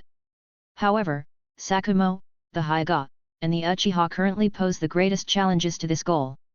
Once we navigate these obstacles, the medium and smaller clans, following them currently, will inevitably align with us instead, Koharu analyzed thoughtfully.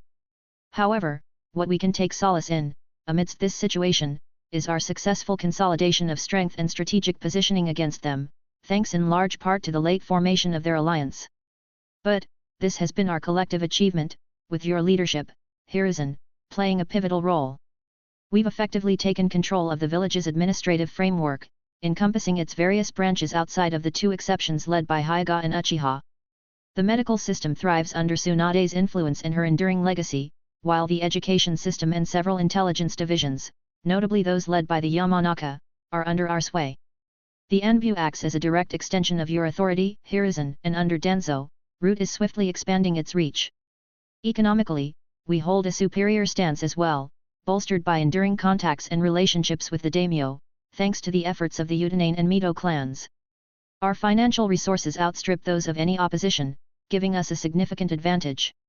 With all these elements in our favor, we stand a strong chance of overcoming any opposition we face and truly unifying the village as our legacy. Koharu elaborated calmly, highlighting the strategic advantages and comprehensive control they maintained across various sectors. You're correct, Koharu. And there's another aspect you haven't mentioned, we still hold the majority in the Ninja Council despite the recent opposition.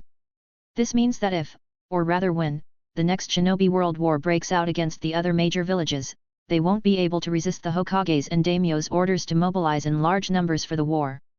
And then once engaged in war, we can strategically deploy members of the Hyuga and Uchiha clans to the front lines, ensuring they bear the brunt of the conflict first. This could significantly diminish their strength. Homura added coldly, his tone taking on a darker edge as he outlined a strategy that leveraged the upcoming conflict to indirectly weaken their internal opposition. The composition of the ninja clans council reflected the village's major clans: Uchiha, Hyuga, Nara, Akimichi, Yamanaka, Abarame, Inyazuka, Sarutobi, and Shimura. Despite the open defiance they now faced from their opposition, their faction comprising the Sarutobi, Shimura, Nara, Akimichi, and Yamanaka clans maintained a slim majority with a 5 versus 4 advantage on the council.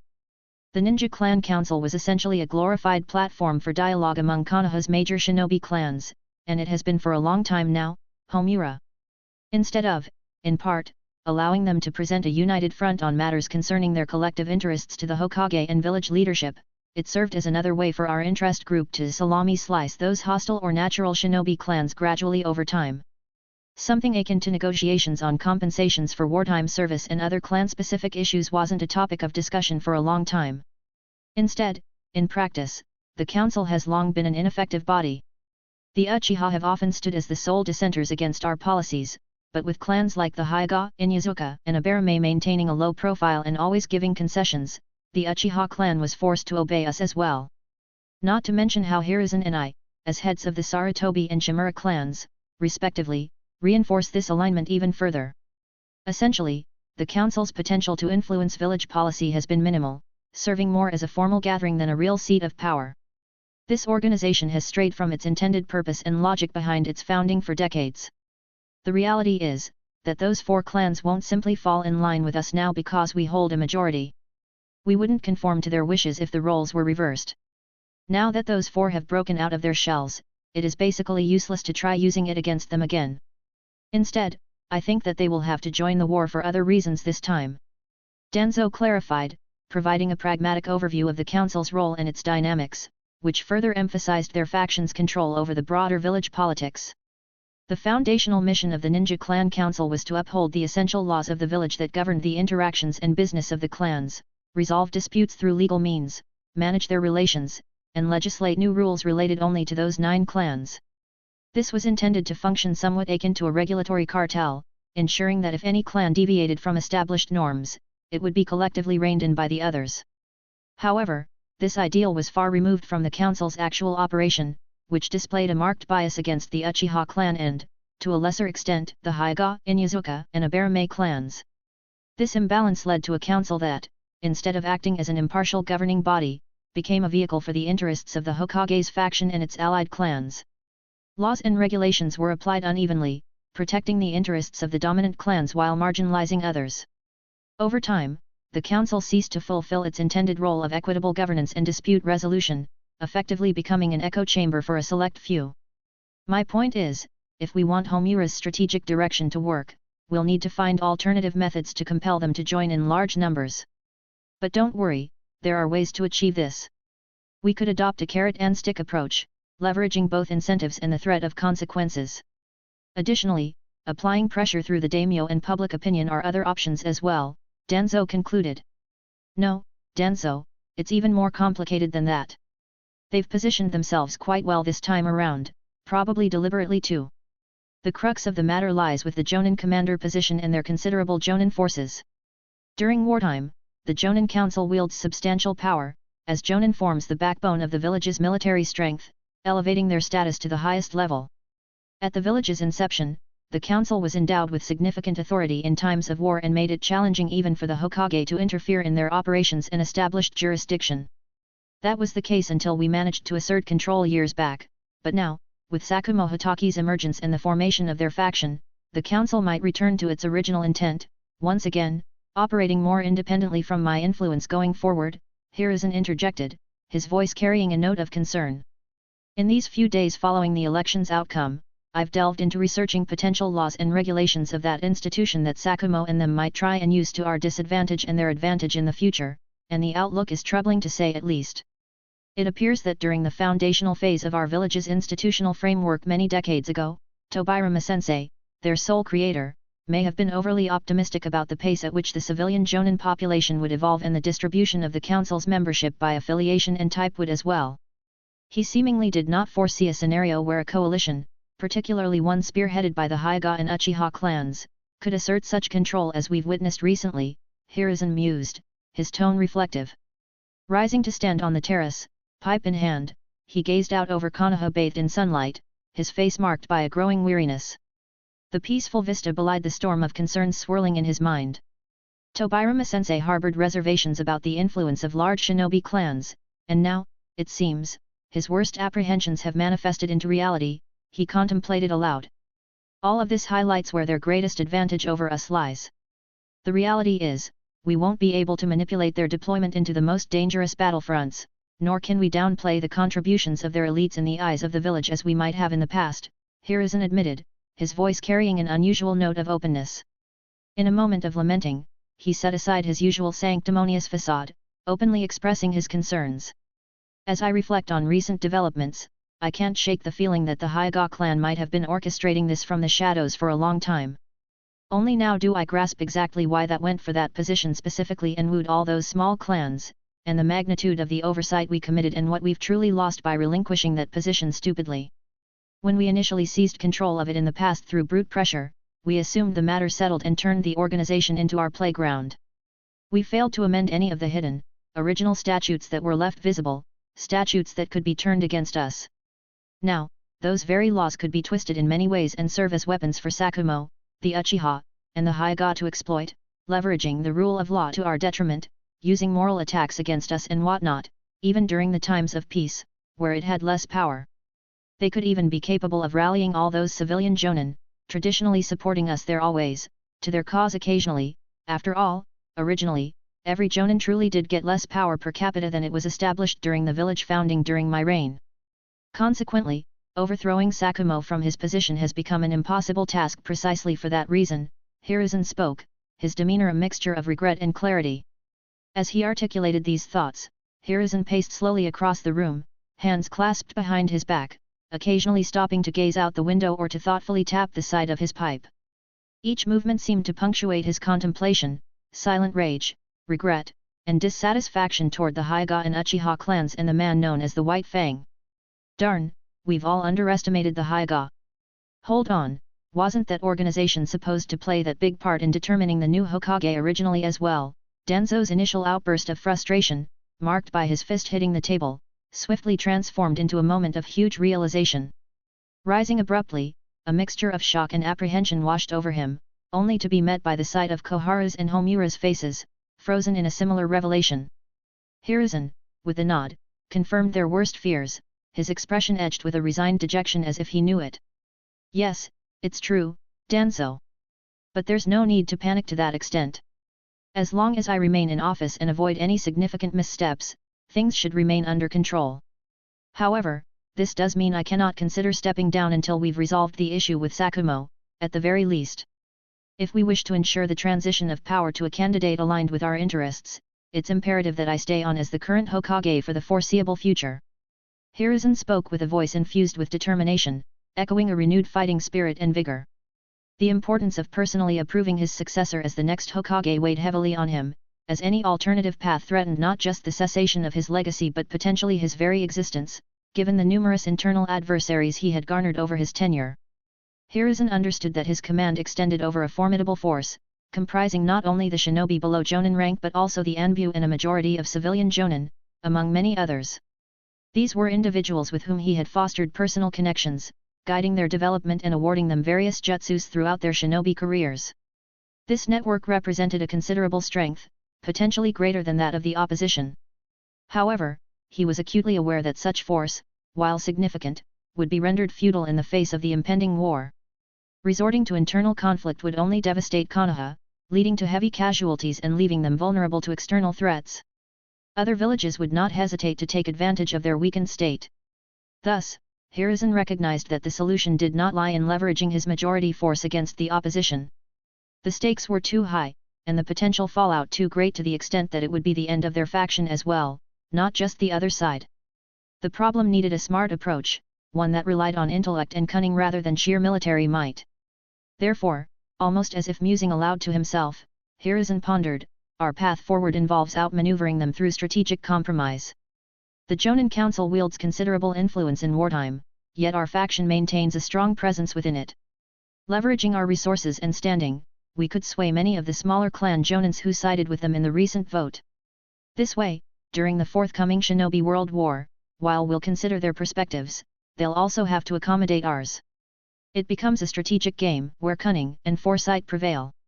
Our objective should be to ensure they bear the brunt of the war's casualties and secure minimal glory on the battlefield. This requires meticulous planning, almost on the level as if we're strategizing against the other 4 great ninja villages in anticipation of the broader conflict ahead. Hiruzen concluded, pivoting back to face his companions. His expression was one of unwavering determination, marked by a resolve his friends hadn't seen in a long while. His eyes alighted with a discerning, almost perilous, sharpness. Chapter 71, 2 years later and Hinome's breakthrough.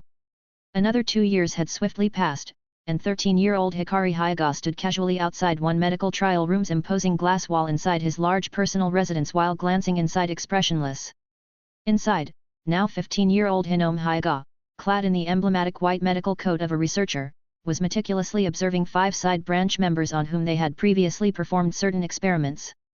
With her analytical gaze, Hinome moved from one clan member to the next, taking biological samples, employing an array of medical equipment for inspections, and conducting interviews with cold professionalism. As the last of the subjects left the room, Hinome began to review the amassed paper data, her eyes scanning for patterns and anomalies with a scientist's rigor. It was then, in this moment of focus, that Hikari stepped inside, his entrance silent but his presence undeniable. Hikari. After this final checkup and assessment, it can be said that our patented procedure is truly empirically proven to work now, Hinome began, her voice echoing with a blend of triumph and seriousness. This small group of side branch members truly didn't experience any significant side effects and truly accepted those various foreign cell types into their bodies and assimilated them almost perfectly. These individuals all physically and mentally acclimated well since the last procedure of the series was performed a month ago. As Hinome turned around to face Hikari, her previous stern and analytical look of indifference softened and became more gentle unconsciously. I'm relieved now. This is truly a great achievement, Hinome, you should be proud of yourself. You are probably the only one currently in the world capable of performing that kind of procedure. Next, it is just about finding the right kind of material for transplantation then, and it is my job. Hikari's words trailed off slightly as he allowed himself a small, sincere smile, a rare occurrence for him. He then took a seat opposite Hinome, indicating his readiness to delve into the details of her final assessment. As he read it, his attention turned towards the data that lay between them. Over the last year especially, Hikari, thanks to his status and relationship with the Patriarch, got the green light to run some secret tests on many side branch members under his care. Hinome was mainly in charge of these experiments. Hikari helped out as much as he could, but his understanding of science was pretty basic compared to her. Hinome, on the other hand, was all about science and medicine. She didn't get distracted by other things like Hikari, who had a lot on his plate. However, that didn't mean Hikari didn't grasp some key concepts, which allowed him to understand the fundamental key concepts from her research. At the start, things didn't go smoothly. Some of the side branch members got hurt, and there were even a few who didn't make it. Scary injuries and weird changes were happening to people. But Hinome and Hikari didn't give up. They kept looking at what went wrong each time and learned from it. Hinome worked hard to make the experiments safer and more efficient, now finally mastering them on the level that they both deemed most optimal and satisfactory. The process essentially started with Hinome mastering the critical techniques of spotting and selecting the most suitable cells from an individual. Using Byakugan's unique microscopic vision, she could observe and choose cells with unparalleled precision. This vision, combined with her adept use of yang release and meticulous chakra control, allowed her to nurture and then modify these cells from the inside. She was able to strip them of any potentially harmful individual characteristics that could lead to adverse reactions upon transplantation while carefully preserving their inherent vitality and potential for enhancement if present or other positive characteristics. This intricate procedure transitioned into actual transplantation experiments on mice during the first year, and by the second year, the process had progressed to human trials, where Hinome refined and perfected her methods based on the learnings from the initial phase. The procedure was carried out in two critical steps: targeted injection and systematic injection. Targeted injection was the initial phase, where specific areas or systems within the body were addressed. For localized enhancement, e.g., an arm, chakra could be used to create a concentrated area where foreign cells were more densely integrated, providing specific enhancements like increased strength or durability in that limb. For systemic enhancement, a more distributed approach was needed. Foreign cells were introduced at key points throughout the body. Over time, these cells spread and multiplied, aided by the host's chakra, to ensure a balanced enhancement across all physical and chakra systems. However, the true challenge and Hinome's ultimate goal was mastering that second method. This method, though significantly more complex and demanding, promised a more comprehensive and effective integration of the new cells into the host body in a holistic way. Systematic injection required a further nuanced understanding of the human body's immune response and the intricate balance needed to introduce foreign cells without triggering adverse reactions. Hinome's dedication to perfecting this method paid off. She was able to achieve a seamless integration of cells, enhancing the body's capabilities without the side effects that had plagued their early attempts. I never thought that we would have achieved the ability to transplant foreign cells into different bodies so easily, despite the supposed genetic differences of said cells. It's all thanks to the mysterious nature of chakra, and especially yang release, allowing us to directly bypass those differences. Hikari analyzed thoughtfully and added mentally, "It is truly a different world than my last life." His admiration for Hinome's skills was evident as he considered the complexity of her work. Of course, this wouldn't be possible without Hinome's mastery over medical yang release and the surgical precision your Byakugan's microscopic vision provides while you perform. This precision is critical not just during the extraction and cultivation of cells but, most importantly, during their introduction into a new body. To avoid potential overgrowth, incorrect placement, rejection, or any other form of biological chaos, extreme real-time observation and precision are indispensable. Despite his limited knowledge of biology, Hikari found a way to grasp the essence of their breakthroughs, likening the cultivated cells to what would be known as stem cells in his previous life in his mind. However, in this world, the transformation process leaned heavily on manual techniques and chakra manipulation, with advanced equipment playing a lesser role. Yes, Hikari, but that's also what limits its applicability on a broader scale. As I'm the only one who can carry out most of it, it directly inherently restricts how many people we can affect. We're looking at a capacity of maybe 5 to 10 individuals a year without compromising the process and risking side effects, Hinome explained, her tone pragmatic, devoid of much regret for the wider clan. She was just a little regretful about the lost benefits they could have gained from introducing this procedure on a wider range and their standing within the clan.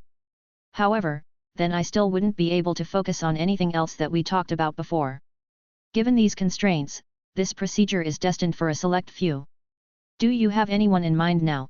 Hinome explained as objectively as possible and finally asked for his opinion.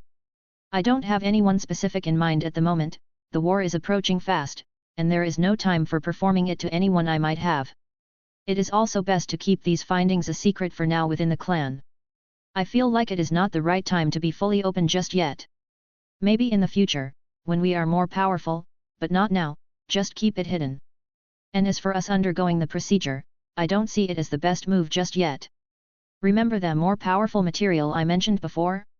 It wouldn't make sense to proceed with just the basic enhanced cells we've developed when there's the potential for something much more impactful down the line. After all, we still don't have any data on how a second procedure might affect someone who's already been through it once. We need to be careful, Hikari responded thoughtfully. Hinome had successfully created a mini bank of chakra-engineered stem cells, ready for transplantation into others. The core benefit of these cells lay in their foundational attribute: they were a product of the physical energy component of chakra, synthesized through meticulous processes. Through the chakra pathway system, each cell was physically connected. In this world, the principle was straightforward: the more cells one possessed, the larger the reservoir of chakra one could theoretically maintain. This hypothesis was proven through the outcomes seen in the 5 test subjects, although the increase in their chakra reserves was subtle enough to remain undetected by the clan at large. This discretion was intentional, as the volume of cells transplanted was deliberately kept low to avoid drawing attention. The advantage of these cultivated cells went beyond just an increase in quantity. Hinome, utilizing her expertise in yang release, had structurally enhanced these cells to perform more work. This meant that these cells contributed to a greater chakra pool and were inherently more efficient at generating and utilizing chakra than the ordinary cells found in most individuals. Of course, I remember them. I'm actually quite excited to explore and experiment with that type of cellular material. Hinome's expression brightened into a subtle smile, her curiosity evidently piqued by the materials Hikari had mentioned. The cellular materials from the god of shinobi himself, along with those from that distant clan that Hikari speculated might share an ancient genetic connection with the Hyuga, held vast experimental promise. The prospect of integrating such extraordinary cellular material into their bodies was fascinating and tantalizing. Hinome mused over the potential abilities and enhancements that could emerge from such experiments. The thought of what sparks of innovation and power they might unlock together fueled her scientific passion and deepened her resolve to push the boundaries of their research further. Well, I hope I won't disappoint you. That step is crucial for further enhancing our strength as shinobi.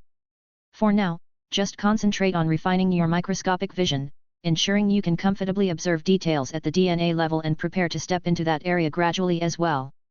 But, please take a break first, you've earned it, he spoke, his tone softer than usual. As Hikari mulled over their conversation, a new consideration suddenly dawned on him, but now that I think about it, I'm still uncertain about having those cells injected into myself later. Should I successfully acquire them, or is it better to wait until Hinome achieves proficiency with genetic-level body manipulation before opting for that procedure instead? Injecting cells from Hashirama or the Kagaya clan, which I plan to secure somehow soon, raises questions. Specifically, could their introduction complicate my potential to achieve Tensagen later through genetic manipulation due to the infusion of more diverse genetic material into my body? My understanding of these intricacies is virtually non-existent. If the material were from someone of Tonari's clan on the moon, it might even be beneficial. But I'm uncertain about other cells, he continued to ponder, given the significant progress I've made with natural energy and the horizons that should be about to be unlocked there. I don't feel a pressing need for power enhancement for now. I likely won't face any major obstacles to personal strength improvement in the coming years. However, for Hinome, gaining strength is absolutely critical right now. In a world that's becoming increasingly perilous, both within the walls of Konoha and beyond, ensuring she can defend herself is paramount. She is, without a doubt, my most valuable ally. Currently, her combat capabilities are essentially at a Jonin level, which is objectively insufficient. And she would become the elite Jonin after mastering that new combined nature release that she was slow in mastering, and thanks to this research taking her time. However, their contemplative silence was abruptly interrupted by the sound of hurried footsteps echoing through the residence. Instinctively, they activated their Byakugan, scanning the approaching presence with precision. Recognizing the figure as one of Hikari's personal assistants, they deactivated their Byakugan and exchanged a knowing look before stepping outside to meet him. The assistant, a young male from the side branch, stood at attention, offering a respectful salute. "Third Elder-sama, Hinome-sama, I apologize for my intrusion," he began, catching his breath from the rush. "However, an attendant has been sent from the Patriarch's estate. It seems an urgent Elder Council meeting has been announced, and all elders are summoned to attend right now." His words, delivered with a mix of urgency and deference, hinted at the gravity of the situation. Both Hikari and Hinome turned serious as they understood the significance of such a summon. The Elder Council meeting declared on such short, even immediate notice certainly pertained to matters of the utmost fundamental importance and urgency for the entire clan. "Don't worry, Hinome. If nothing out of the ordinary arose, then this is likely related to what we've been discussing recently. It seems that the Third Great Ninja War is on the verge of officially starting," Hikari stated, his gaze shifting from Hinome to the attendant, hints of soberness and resolve in his eyes. "Return to your residence for now. I'll call you as soon as I return from the meeting. We have something else to discuss then." With that said to the slightly worried Hinome, he nodded to both of them, signaling an end to the conversation that way. Hikari then turned and walked towards the estate's exit, his steps carrying a sense of urgency that was uncharacteristic of his usual, more stoic kind of state and demeanor. Unbeknownst to him, his fists were slightly clenched at his sides, a subtle indication of the emotions brewing within him. Whether it was excitement or apprehension that tightened his grip, the others did not see it.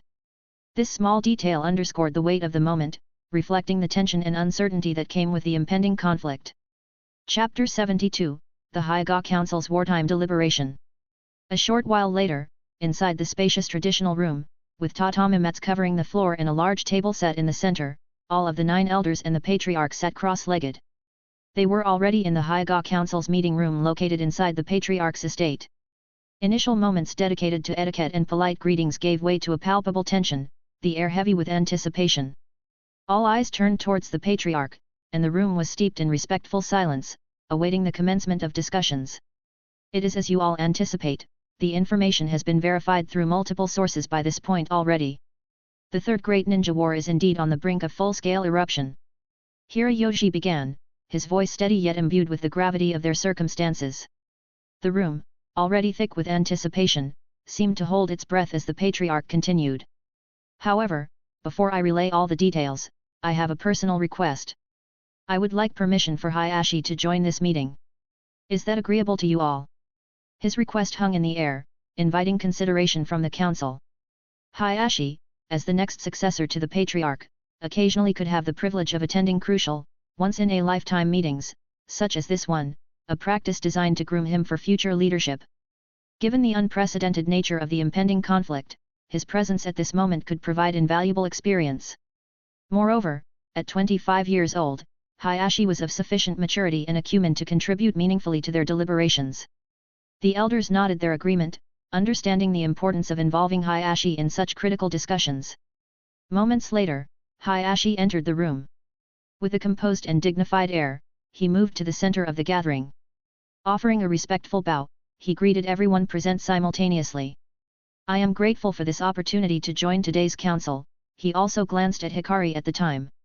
His manner was impeccable, reflecting both his upbringing and his awareness of the solemnity of the occasion.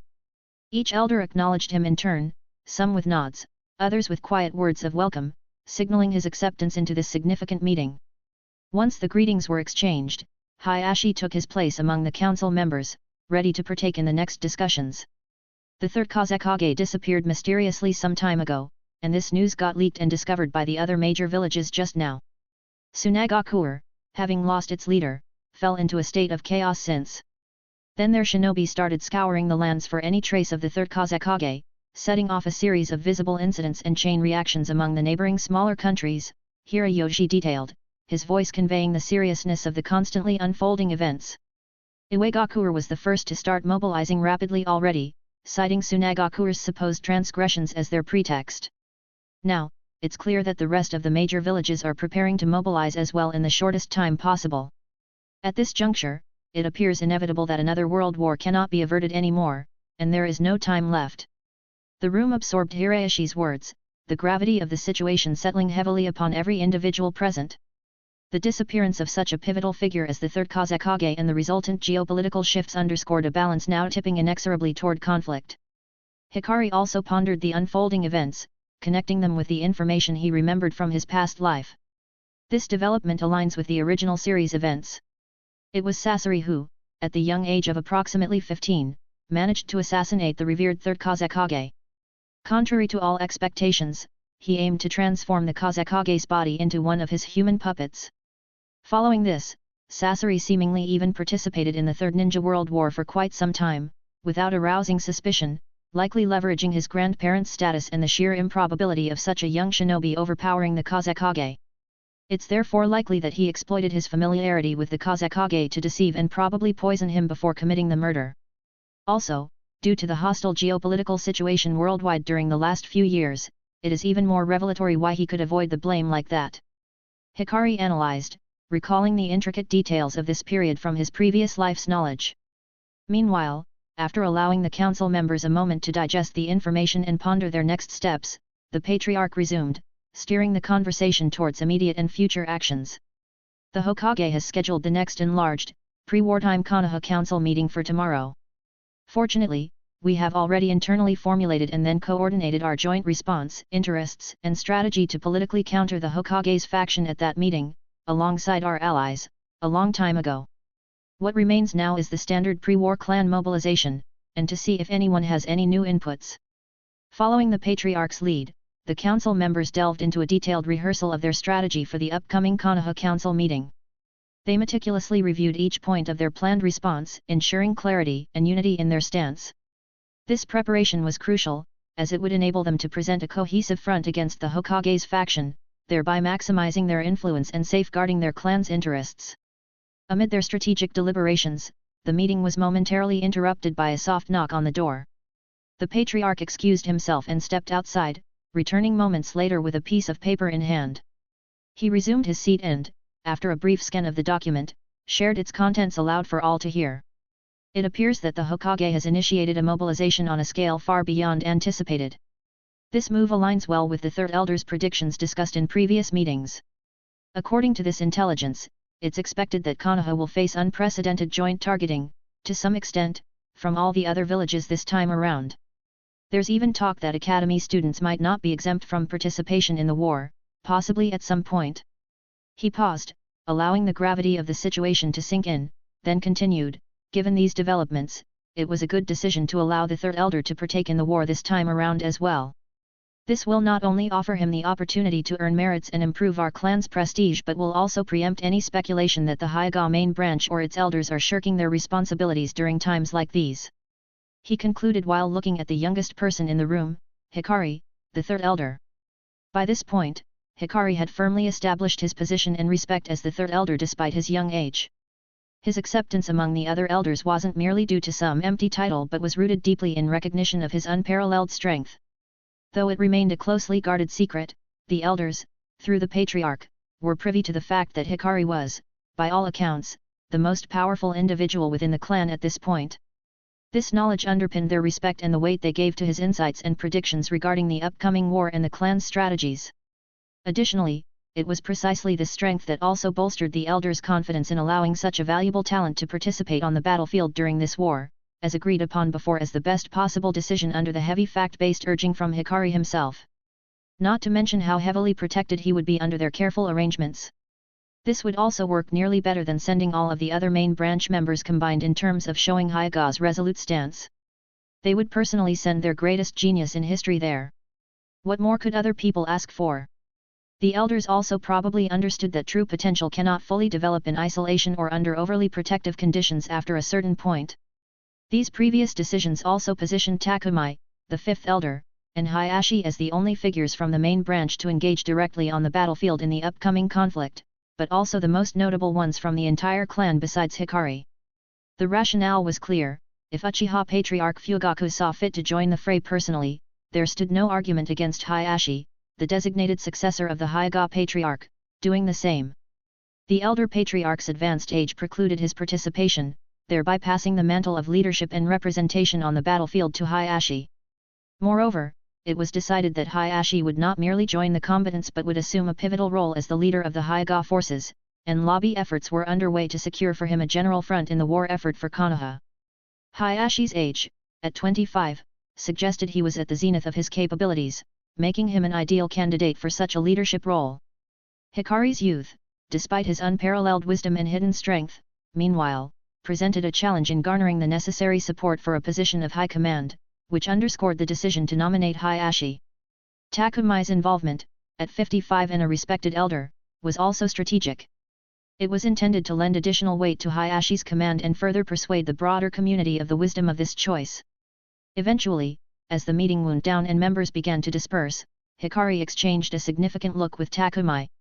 Their glance was more than a mere acknowledgement, it was an exchange filled with unspoken understanding, born from Hikari's strongest personal relationship with the man still within the council. After sharing this moment with Takumai, Hikari turned his attention to the Patriarch and Hayashi, approaching them with a demeanor that matched the gravity of his intentions. Patriarch-sama, Hikari began, his voice carrying a blend of respect and earnestness, may I request a moment of your time? I have a matter to discuss that warrants privacy. Could we convene in your quarters later? I intend to bring along a special guest, he proposed politely yet with an underlying seriousness. Chapter 73, Between War and Bonds, Hikari's Resolution. Upon leaving the Patriarch's estate, Hikari made his way back to his residence, the Third Estate, through the main branch living area at large. Entering his house, he passed by guards and attendants, each offering him a respectful nod or salute. However, as soon as he stepped into the lobby of his estate, he noticed Hinome waiting for him. Her presence there was patient and expectant. "It is as I predicted, Hinome, the Third Ninja World War is about to start," Hikari announced right away as he approached her. "What I wanted to tell you earlier," Hikari continued speaking, shifting to a more immediate concern next. "Is that why I want to take you to meet the Patriarch alongside me now? Go change your attire if you wish, I'm ready to leave immediately. He should be waiting for us already." His tone conveyed the slight urgency of the meeting, underscoring the significance of Hinome's presence there for some reason. Upon hearing Hikari's words, Hinome's initial reaction was a slight tightening of her fists, an involuntary response to the conclusive realization that Hikari would likely soon depart for the battlefield, as he had hinted to her earlier. However, her thoughts quickly shifted as she processed the second part of Hikari's statement. The invitation to meet the Patriarch, especially at such a critical juncture, piqued her curiosity and introduced a layer of confusion. Why now, after all this time spent primarily within the confines of her laboratory and other areas within the Third Estate, was she being brought into such a pivotal meeting? This was a significant deviation from her usual role, which had been focused on research and the estate's internal affairs. "Don't worry about me, I promise I will be fine. You know about my strength and how thoughtful I am.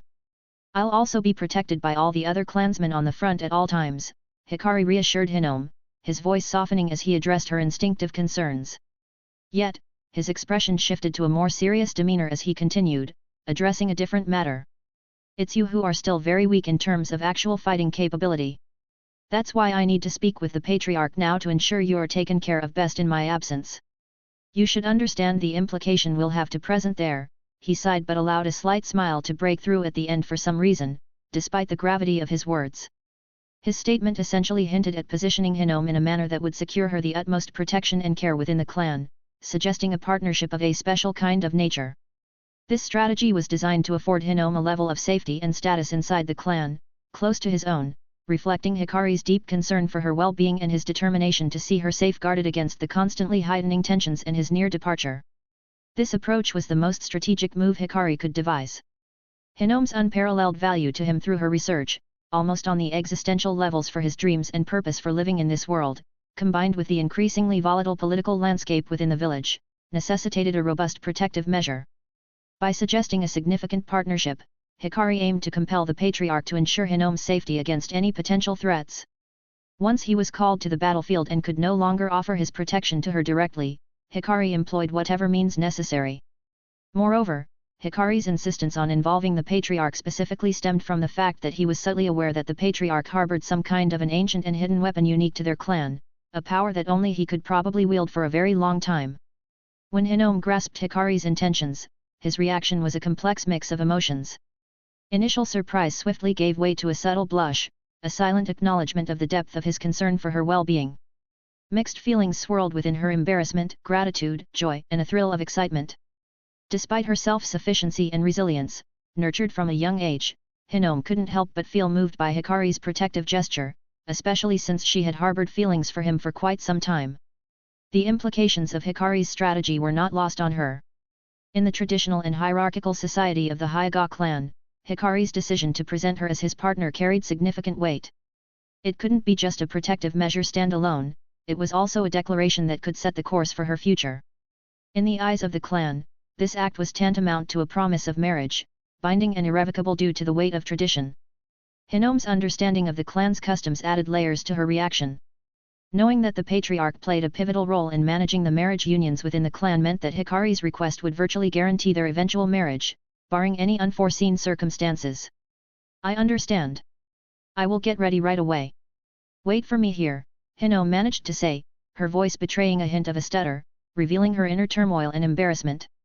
As she spoke, she turned quickly, perhaps a bit too eagerly, to hide the flush of her cheeks from Hikari's observant eyes. With hurried steps that echoed her racing heart, she moved toward her own room to change her attire and gather her thoughts. Her swift departure was a silent dance of emotions: embarrassment, anticipation, and a deep-seated respect for the gravity of the meeting ahead. Hikari watched Hinome's hurried departure with a mixture of amusement and a slight shake of his head. He was acutely aware of the implications his decision to present Hinome as his partner would have on their futures. By initiating this step, he was essentially setting the path toward their inevitable marriage, whether it happened in 5 years or 10. He understood that the Patriarch and the Hyuga clan elders would be more than supportive of this union. They would be eager to see the continuation of his bloodline, especially given his unique talents and his status as the last member of his lineage. The current tense situation within Konoha and the looming threat of war have postponed any discussions regarding his marital future until now. However, Hikari recognized that by bringing Hinome into this context himself, he was opening the door to these conversations sooner than they might have naturally arisen. Despite the gravity of their external circumstances, Hikari's decision to present Hinome in such a significant manner indicated his acceptance, if not outright approval, of the idea of marrying her eventually. After all, she was the closest person to him in the world, making her the best possible choice for a partner. Yet, Hikari's primary focus remained on his long-term ambitions, which were the guiding force of his life. He was determined not to let anything, including his impending marriage, distract him from these goals. He was prepared to embrace his future with Hinome, but only after achieving the level of power he always sought. Until then, he viewed the formalization of their union as a distant milestone, one that he would reach only after fulfilling his ambitious quest for strength. Thus, he would also ensure their long-term safety and prosperity in this truly dangerous and unpredictable world. Chapter 74, Securing the Promise from the Patriarch. Hinome soon made her way back into the lobby, but now she had also transformed in appearance. She had changed into elegant, mostly white robes, traditional attire that highlighted her unmistakable Hyuga clan affiliation. The refinement of her outfit marked the significance of the upcoming meeting with the Patriarch. And white was her favorite color, Hikari noted a long time ago, probably due to her profession.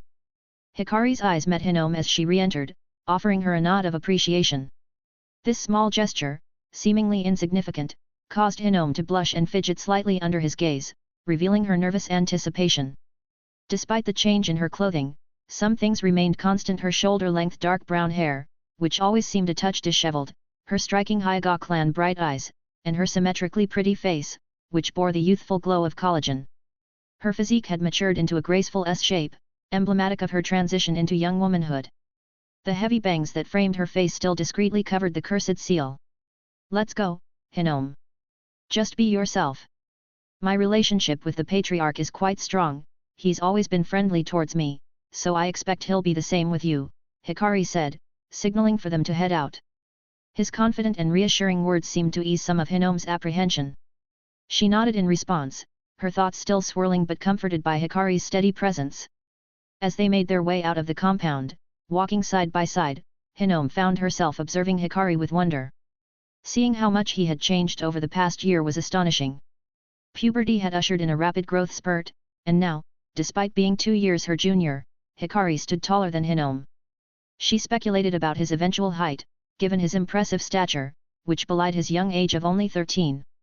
Hikari's appearance was distinguished by his traditional dark blue Hyuga robes, which matched the hue of his slightly unkempt, short hair, an unusual trait for a member of the Hyuga clan, known for their meticulousness. Overall, his mature stature, demeanor, and elegant attire added to the aura of maturity surrounding him, making him seem at least a few years older than he was. Opting to leave any attendants behind, Hikari and Hinome made their way alone toward the Patriarch's estate through the main branch area.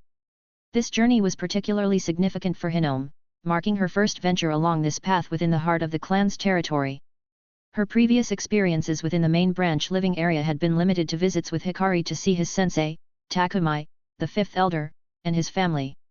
However, those visits, facilitated by Hikari's close relationship with Takumai, also unintentionally and subtly altered how the main branch perceived her even more, showing her as some kind of Hikari's companion and thereby further elevating her status. As they moved through the estate, Hinome observed her surroundings, taking in the elegant architecture. Meanwhile, all the main branch members they came across greeted Hikari with deference, but they also addressed Hinome with a respectful Hinome-san, acknowledging her presumed closeness to Hikari. This shift in their behavior brought Hinome a mix of embarrassment and pride.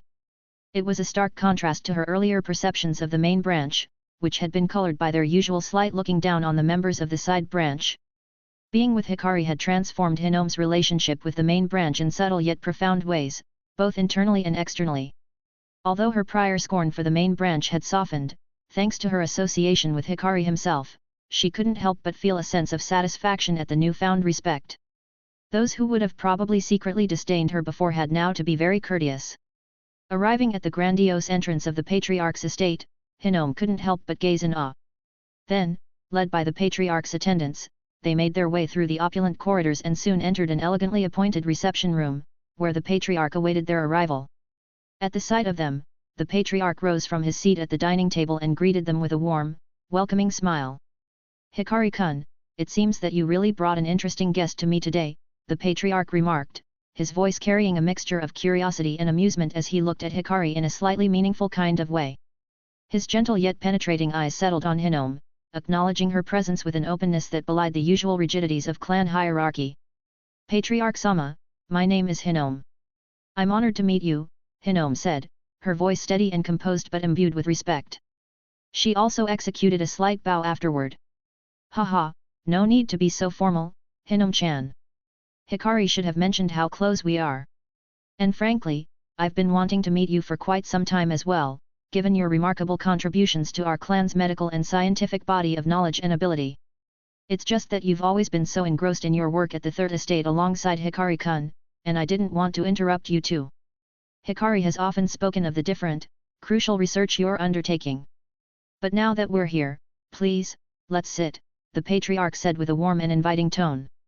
As she took her seat beside Hikari, with the patriarch positioned across from them, Hinome felt a wave of satisfaction and relief upon hearing the patriarch express respect for her abilities and contributions, recognizing her for not being merely someone close to Hikari.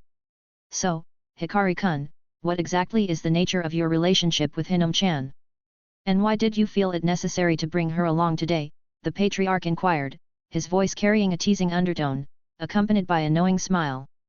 He had already surmised the essence of the situation the moment he was informed of Hikari's chosen companion for the visit.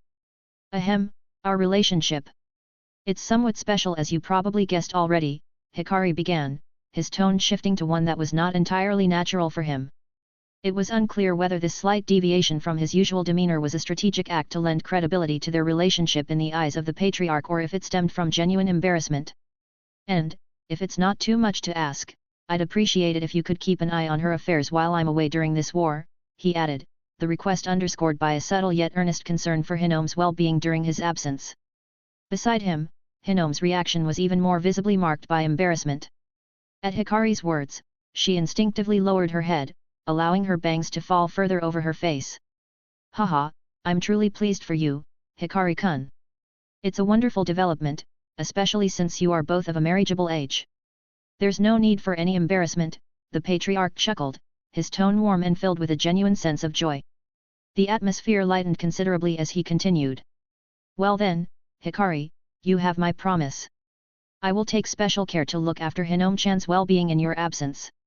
This way, you two can proceed with your marriage as soon as you return and the war is over." His words, laced with encouragement and a hint of playful urging, visibly lifted Hikari's mood then, as he just wanted that promise, whereas Hinome got even more embarrassed. Internally, the patriarch was elated by this development.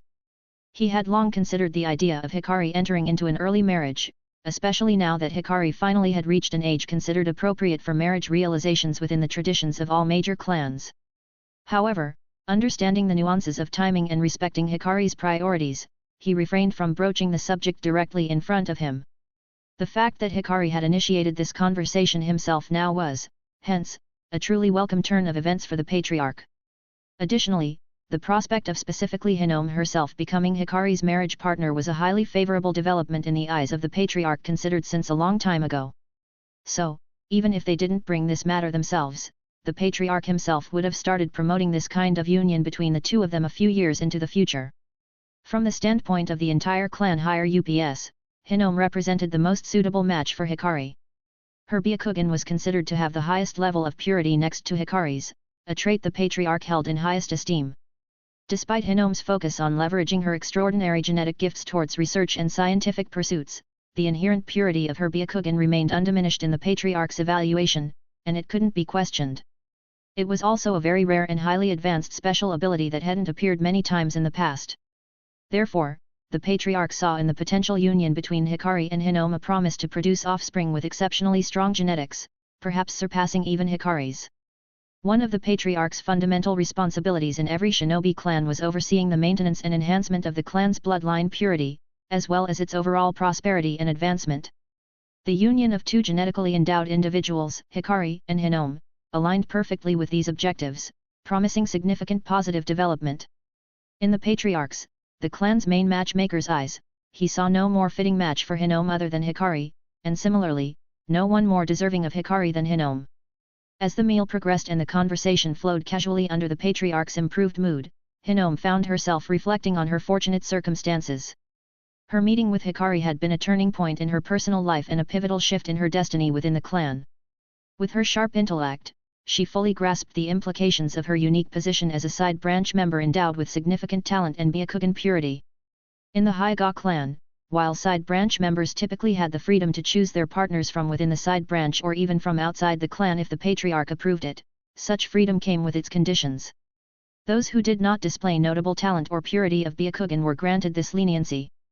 However, for those like Hinome, who possessed exceptional bloodline-based abilities and genetic traits, their fate in marriage matters was traditionally not in their own hands. Within the order of the Hyuga clan, the main branch consistently sought to maintain and enhance its supremacy, particularly through the strategic marriage acquisition of the most talented members from the side branch every generation. This practice was a calculated effort to indefinitely preserve the main branch's genetic excellence and superiority. As for the specific main branch they were to marry, it was usually determined by whom the Patriarch deemed most fitting in the end and who could offer the most in the intricate political battles within the main branch itself between the different lineages at that time. This understanding was not lost on Hinome. She recognized that, in a world where Hikari didn't exist or where she hadn't met Hikari whom she also wanted to marry herself, whom she actually liked, and whom he liked to a certain extent back, her fate would have likely been sealed by the clan's elders, chosen to enhance the main branch's genetic pool rather than to secure her personal happiness. Realizing this, Hinome couldn't help but view Hikari with an even deeper sense of gratitude and affection. His influence hypothetically saved her entire personal freedom and significantly altered her standing and future within the clan dynamics. Meanwhile, as the meal progressed, the conversation effortlessly moved through various topics from Hinome's groundbreaking research in the past or ongoing research to the broader preparations of the Hyuga clan for the imminent conflict alongside Hikari's expected significant role in it. Eventually, Hinome and Hikari took their leave. The impending war lent a sense of urgency to their departure, as each member of the clan, including the Patriarch, was deeply involved in the extensive preparations required for the challenges ahead. After respectful farewells exchanged, Hinome and Hikari left the Patriarch's estate and made their way back to their residence. Chapter 75, The Successful Fusion of Chakra and Nature. After Hinome and Hikari parted ways, Hikari delved into some of his assigned responsibilities regarding the upcoming conflict. Tasked with a certain role in the intra-clan resource stockpiling for the upcoming war, a directive from the Elder Council meeting earlier, he began his work like all the other elders. Hikari moved through various areas of the compound, inspecting the stockpile locations, assessing the supplies inventory, and conferring with those directly under his command. This task was not just about gathering material resources, it was a strategic endeavor to optimize the clan's logistics and support systems. With the onset of war, the entire Hyuga compound also shifted into a heightened state of security. Their specialized border surveillance division, adept at monitoring and patrolling the boundaries of Konoha, was now also operating at its full capacity. Their responsibilities were more critical than ever, extending their patrols deep into the Land of Fire, farther than they had in a long time on a wartime protocol. By the time Hikari concluded his inspection and management tasks, the evening had settled over the village. Returning to his living quarters within the Third Estate, he didn't pause for long. Hikari standardly made his way to the highest point of the Third Estate once again. Over the past 2 years, Hikari's dedication to his training regimen never waned, although the focus of his training evolved with his progressing skill set. Having achieved mastery over all of the wind release type jutsu he sought to learn, Hikari reached significant milestones in his development as a shinobi. His mastery culminated in perfecting his self-developed armor of the heavenly spin and the celestial rotation sphere, advanced techniques that marked his expertise in both defense and offense. His wind release, rotation strength also grew naturally with age too.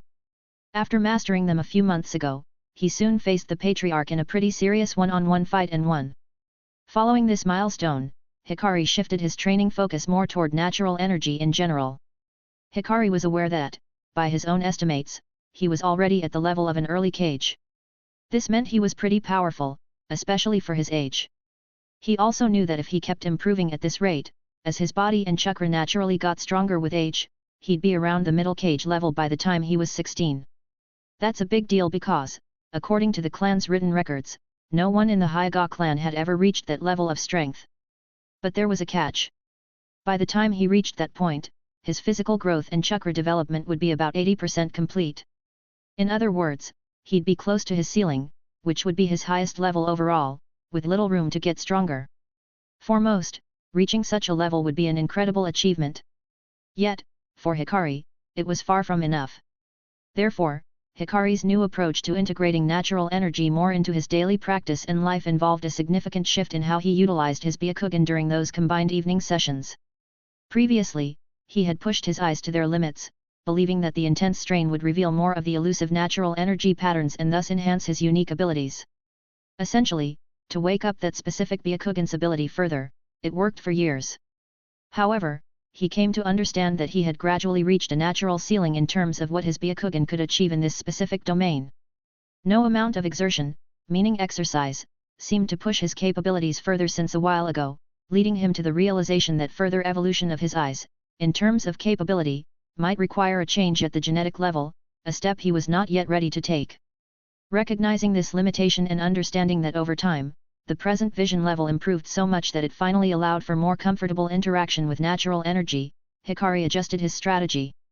Instead of focusing on short, intense periods of training that heavily strained his Byakugan, he extended the duration of his sessions, opting for a more moderate use of his eyes. Previously, he might strain his Byakugan in 1-hour bursts, hoping to better catch glimpses of natural energy patterns. Now, he found that by not overexerting his eyes and instead practicing for, say, 4 hours at a moderate intensity in the late afternoon and the evening, he could still maintain a more consistent observation and interaction with natural energy even with that kind of moderate, more baseline level of vision turned on. This change allowed Hikari to immerse himself in the practice of melding his chakra with the natural energy around him for longer periods, enhancing his understanding and control of this power without the physical toll his Byakugan brought, forcing him to cut sessions short. Hikari settled into his training, perched on top of this high roof, with a sense of purpose and resolve. No matter how complex the situation in the outside world has become recently, it is his inner world and peace there, and he still has to complete his daily practice regime with discipline. He began with a series of standard calming exercises that always needed to be performed first, using a specialized breathing technique to stabilize his heart rate and clear his mind. This foundational step was crucial for the intricate work that lay ahead. With his thoughts centered and his body relaxed, Hikari then slowly activated his Byakugan, transitioning it into the unique mode specifically attuned to detecting natural energy, the mode he learned how to do and separate from his usual Byakugan use, which other Hyuga possessed perfectly. As he opened his Byakugan, the world transformed before his eyes. His ability to perceive natural energy, honed over countless hours of dedicated practice, had evolved remarkably. Where once there were only faint outlines and elusive patterns, Hikari could now see clear, transparent waves and currents of natural energy enveloping the environment around him. It was as if he was submerged in an ocean of vibrant, almost alien-like energy, distinct yet integral to the nature surrounding him. This energy felt foreign yet familiar, revealing layers of the world previously hidden from sight. This enhanced perception was akin to accessing another dimension, a realm where the fundamental forces that animate the world were visible and palpable. Hikari's training had not only expanded his physical capabilities but had also deepened his connection to the world in a way that few could imagine. As he engaged with this energy, manipulating and blending it with his chakra, Hikari experienced a profound sense of unity with the environment. This practice was no longer just a part of his routine, it was a meditation, a spiritual improvement journey, a talk with the essence of the world itself. Hikari embarked on the next phase of his routine with a clear goal: to harness the boundless natural energy surrounding him and blend it seamlessly with his own chakra. He began by projecting his chakra outward, envisioning it as a tether reaching into the vast ocean of natural energy. His aim was to latch onto this energy, draw it in, and merge it with his own, effectively using his chakra as an outside conduit or hook to harness the other, more potent force. The process was intricate, demanding precise control and a deep understanding of both energies. Hikari was exploring uncharted territory, learning to mold his chakra and natural energy together into a cohesive force. Right now, his efforts have yielded only basic results during these practice routines: simple movements of energy and minor, harmless slashes. These early manifestations of his practice might have seemed trivial or even ineffective in a combat scenario to most shinobi, but to Hikari, they represented significant progress he could have only dreamed of in the past, even just 2 years ago. Some time ago, he successfully surmounted the most challenging hurdle, the initial fusion of his chakra with natural energy. This seemingly basic achievement was a testament to his perseverance and skill and the biggest hurdle he passed in this life so far on his training journey. He knew best how much effort went into it. So, what lay ahead was a path of continuous practice and refinement. Hikari understood that mastering this technique would require building muscle memory, enhancing his finesse, and discovering innovative ways to apply this merged energy in battle over time. The realization that he had already opened the door to a new realm of power was both exhilarating and daunting. But Hikari knew that this was his only chance. Hikari often pondered the sources of his recent advancements in harnessing natural energy during the last 2 years. He speculated whether the recent stability and openness found in his relationship with Hinome, combined with his elevated status within the clan and its status within the village, had contributed to a more relaxed and positive mindset, which in turn might have facilitated his success with natural energy. However, he came to the conclusion that all these developments, he considered, might have simply normalized his mental state to a baseline, providing a foundation conducive to focus and growth as opposed to the constant tense and close to a negative state of mind he was mostly in before after transmigration. Furthermore, Hikari understood from his extensive research that true mastery in this domain often required solitude and an unwavering, even extreme dedication to the natural world. His studies of ancient legends that were written as some folk stories, tales of samurai and monks who wielded unexplained, mythical extraordinary powers, something he attributed to the use of the natural energy in one way or another, mostly in the outward form like he attempted to do as well, suggested that these abilities were closely tied to their deep immersion in nature, for long periods of time, and constant meditative practices for the majority of their days. These stories highlighted a path to power that was steeped in isolation and singular focus. However, Hikari also recognized a distinct advantage he held over them, his Byakugan and its unique mode. Unlike the legendary figures in his studies, who presumably lacked such a Kekii Genkai, Hikari's Byakugan provided him with the unique ability to see and interact with natural energy more directly than them. This ability allowed for a level of precision and efficiency in his training that was unparalleled to everyone who attempted to interact with the natural energy in the same way as him now, cutting the need for prolonged isolation or constant meditation in different natural settings. That was another reason why Hikari was, in his impression, able to achieve something it would take them decades to accomplish on their journeys, only far later in life, in only a few short years, and that was just the beginning. Hikari didn't know much about Sage Mode or the use of senjutsu through internal methods shinobi typically employed nowadays, taught at those 3 places, but for the external natural energy use kind of methods that those strongest and renowned ancient pre-shinobi monks and samurai also used like Hikari was wanting to use nowadays, his Byakugan's special ability mode made him more qualified than all of them combined, in his opinion, and the most qualified external method natural energy user. Probably of the past, present and future too. After all, they were all just essentially sensing the natural energy through decades of madman-like fusion with nature, whereas he was the one who actually saw it directly. However, in the last 2 years, Hikari also used his status to reach out to people in the black market, who had various roles and geographies, looking for old texts from ninja monks or samurai. He hoped to find useful information on how to use natural energy in different ways, in terms of molding and techniques, once the connection with it was established, as he did. He hoped to learn faster from those who had spent decades figuring it out and save himself some time. Nonetheless, he also wanted to make sure he wasn't chasing after stories that weren't true or just old tales tampered with due to time. But at first, his search didn't lead to anything helpful. However, the turning point in Hikari's quest arrived when he decided to shift strategies and move away from the unreliable black market.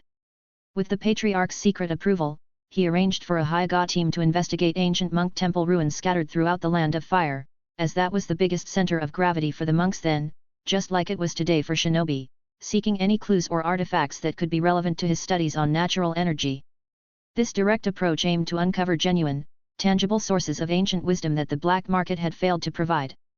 Over the last 2 years, this new strategy began to bear fruit. Several intriguing items and manuscripts gradually made their way to Hikari, each holding the potential to unlock the secrets he sought. Through meticulous analysis and deciphering, Hikari was later able to extract valuable insights from these findings. Among the scattered pieces of ancient lore, he discovered practical techniques and methods that promised to refine his ability to gather and shape natural energy in a useful kind of way. Armed with this newfound knowledge, Hikari integrated these ancient methods into his training regimen. This blend of old wisdom with his own innovative practices marked a significant advancement in his journey. These techniques not only offered a deeper understanding of natural energy and the past in general, but they also promised to accelerate his learning process, saving him valuable time. Chapter 76, The Journey to the Konoha Council Meeting. As night transitioned into morning in Konoha, the dawn brought with it a palpable shift in the village's atmosphere. The usual tranquility was tinged with a sense of urgency and anxiety. By now, word had spread throughout the village that Konoha was embarking on a large-scale mobilization in response to the looming threat of global war. The streets, once bustling with the daily routines of its inhabitants, now echoed with the sounds of military preparations. It wasn't until the afternoon began to wane that the Hyuga clan's delegation prominently left their compound, setting a course towards the crucial pre-war council. This assembly was designated for Konoha's elite decision-makers to deliberate and define the village's involvement and strategy in the impending war. The delegation was led by Patriarch Hiroyoshi himself, his successor Hayashi, Takumai, the fifth elder, and Hikari, as the three of them would lead the Hyuga clan forces on the battlefield. They were also walking closest to the center of the group, protected from all sides, and talking quietly about various matters regarding the upcoming meeting as they walked. Their entourage comprised dozens of Hyuga clan jonin and elite jonin. Accompanying them were also selected highest intelligence assistants tasked with providing analytical support to navigate the upcoming discussions and the intricate landscape of the village shinobi politics and warfare. As the Hyuga delegation continued its march toward the council meeting, its ranks swelled with the addition of its closest allies first. The Inyazuka and Aberame clans, led by their respective heads Tsum Inyazuka and Shibuya Aberame, converged with the Hyuga group from the other side, bringing with them the combined strength and strategies of their clans, although they led considerably fewer groups. After brief yet meaningful exchanges between the three clan heads, the two groups seamlessly merged with the Hyuga at the helm.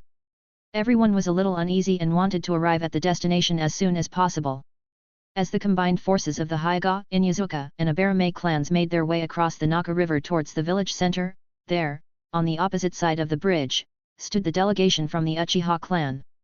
Fugaku Uchiha, the clan's current young patriarch, led the Uchiha delegation.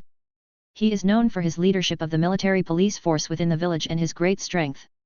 Beside him stood great elder Setsuna, a figure of similar old age as the Hyuga clan patriarch, representing the more radical faction within the clan, and his 15-year-old granddaughter Kiyomi Uchiha, marking the presence of both the clan's established authority and its future.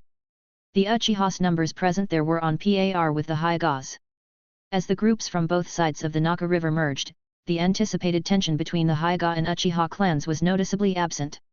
Instead, elite members from both clans exchanged looks of curiosity and mutual recognition. The old rivalry and animosity that might have clouded their interactions even 2 years ago seemed to have dissipated. Now, in the face of a greater common challenge and the pressing need for unity against the external pressures of the impending war and the internal dynamics opposing the Hokage's faction, both clans found themselves realigned as true informal allies. As the two groups approached each other on the other end of the bridge, the leading figures of both clans here, Fugaku and Setsuna from the Uchiha, alongside Kiyomi, and Hiroyoshi, Takumai, Hikari, and Hayashi from the Hyuga, positioned themselves at the front of the groups. Setsuna had short but slightly spiky gray hair and wore a dark, traditional Uchiha-like clan kimono with the giant clan symbol woven into the back. Meanwhile, Fugaku had short, brown hair that reached to his shoulders and onyx-colored eyes with visible pronounced creases below them. He wore a simple traditional Uchiha-like kimono with gray pants, however, for some reason, he still wore his police force uniform on top of that for the occasion today, with its symbol at the back, as if to signal that he was both from the Uchiha and Konoha's executive branch. Fugaku, with his calm and authoritative presence, first nodded with Hiroyoshi, whose stature and demeanor mirrored the significance of the occasion, and then with everyone else, just like Setsuna. Kiyomi, meanwhile, also did the same, although in a more respectful manner, but she secretly made some kind of a casual expression at Hikari.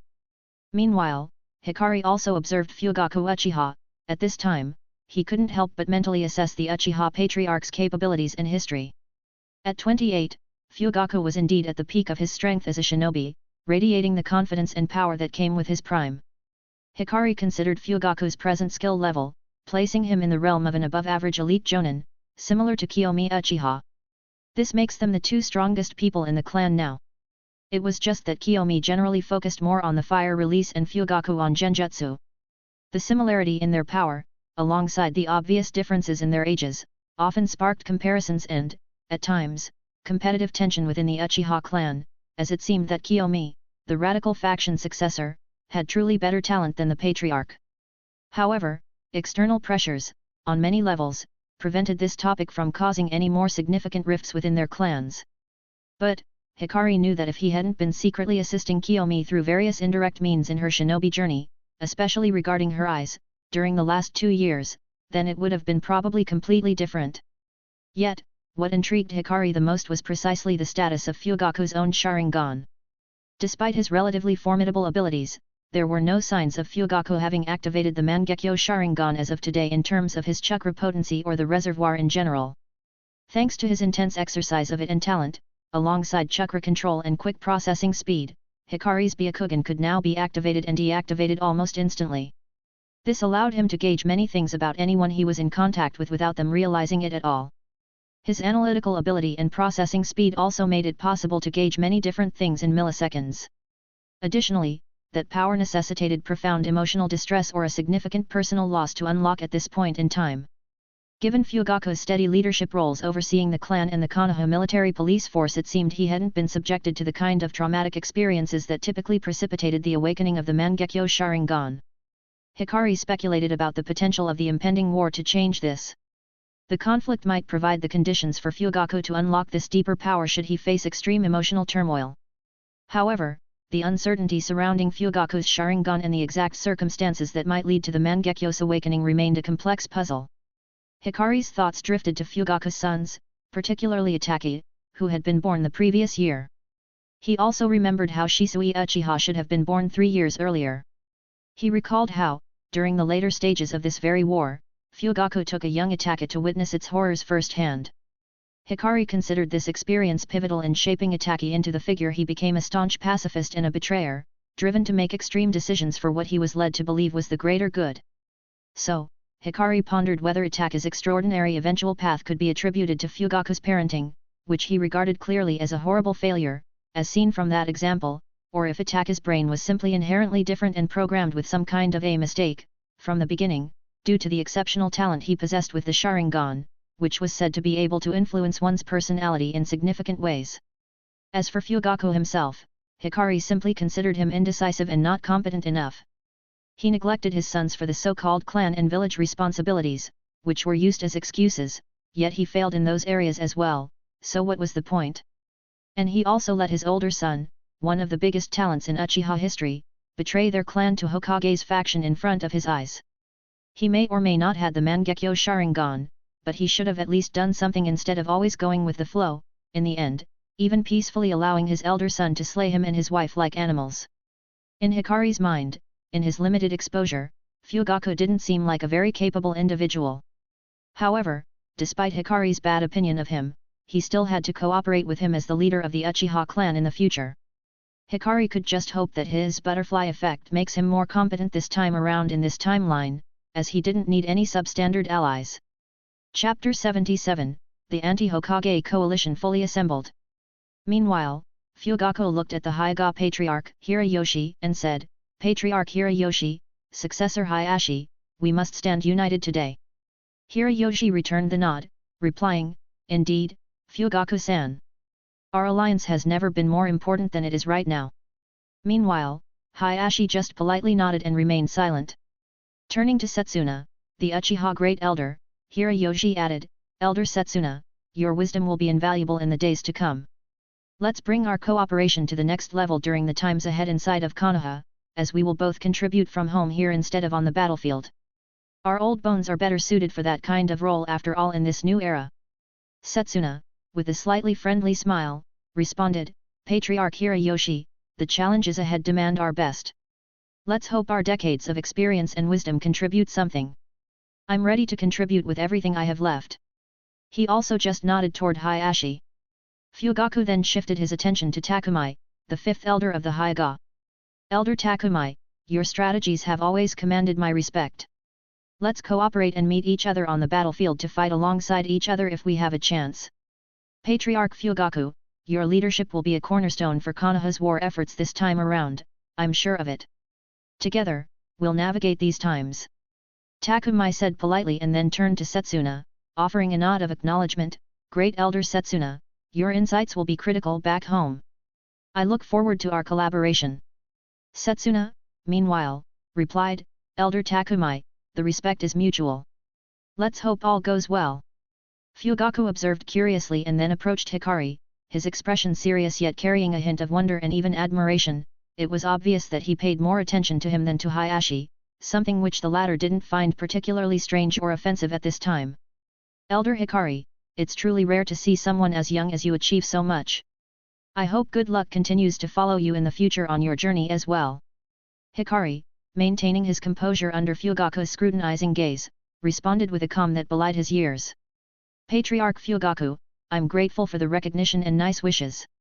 My efforts are for the clan and Konoha's welfare. The challenges ahead demand our best, and I hope my contributions will be worthy of the trust placed in me. Setsuna, observing the exchange, finally spoke, Elder Hikari, to command such respect and acknowledgement from your peers and even those older, including from members of our clan, speaks volumes. Your mind and talent have set a new benchmark for all shinobi clans in Konoha. Kiyomi, my granddaughter, has often mentioned you and your spars in the past and spoke highly of you and your insights. Hikari offered a slight smile at Setsuna's words, Great Elder Setsuna, I am honored by your and Kiyomi's regard for me. Your granddaughter is also a shinobi of great potential and value, in my impression so far. As we stand on the brink of this conflict, my resolve is only strengthened. I'm ready to contribute to our shared goals and strategies. As Hikari's gaze subtly shifted towards Kiyomi upon mentioning her, he caught a glimpse of the mischievous sparkle in her eyes, an expression incongruent with the gravity of the moment yet characteristic of her increasingly vibrant personality, at least only when he, himself, was involved for some reason. Kiyomi's demeanor in front of him was always a stark contrast to Hinome's more reserved and passive nature. Kiyomi thrived on interaction and often sought to engage Hikari with a playful yet challenging spirit, especially now as he finally entered puberty for some reason. Despite the competitive nature of their spars, in which Kiyomi had yet to claim a single victory over Hikari, her confidence never wavered, and she still had no reservations during their interactions. Over the 2 years, this dynamic has evolved more and more as time passes. During these meetings, held at the same secret mountainous location outside the village, there would normally be discussions on village politics and matters regarding their clan's alliance, but there would also be occasional spars between them and Hikari, giving her some insights into her growth as a shinobi afterward, as at their first meeting 2 years ago. Elder Hikari, I'm really happy about your kind words, Kiyomi interjected, her voice tinged with a playful sarcasm that lightly punctuated the word elder. Her comment, made after hearing Hikari speak of her with respect in front of her grandfather, carried a different tone than the formality typically reserved for such gatherings. It reflected the more casual, candid nature of their interactions away from the official eyes, contrasting sharply with the current setting. Hikari, catching the subtleties in her voice, offered a small, acknowledging smile. The subtle exchange between Kiyomi and Hikari did not go unnoticed by the seniors present on the scene. Each is reacting in their own way, they maintained a diplomatic, curious, and even surprised kind of silence. Fugaku's eyebrows slightly furrowed, a visible sign of his intrigue and perhaps concern.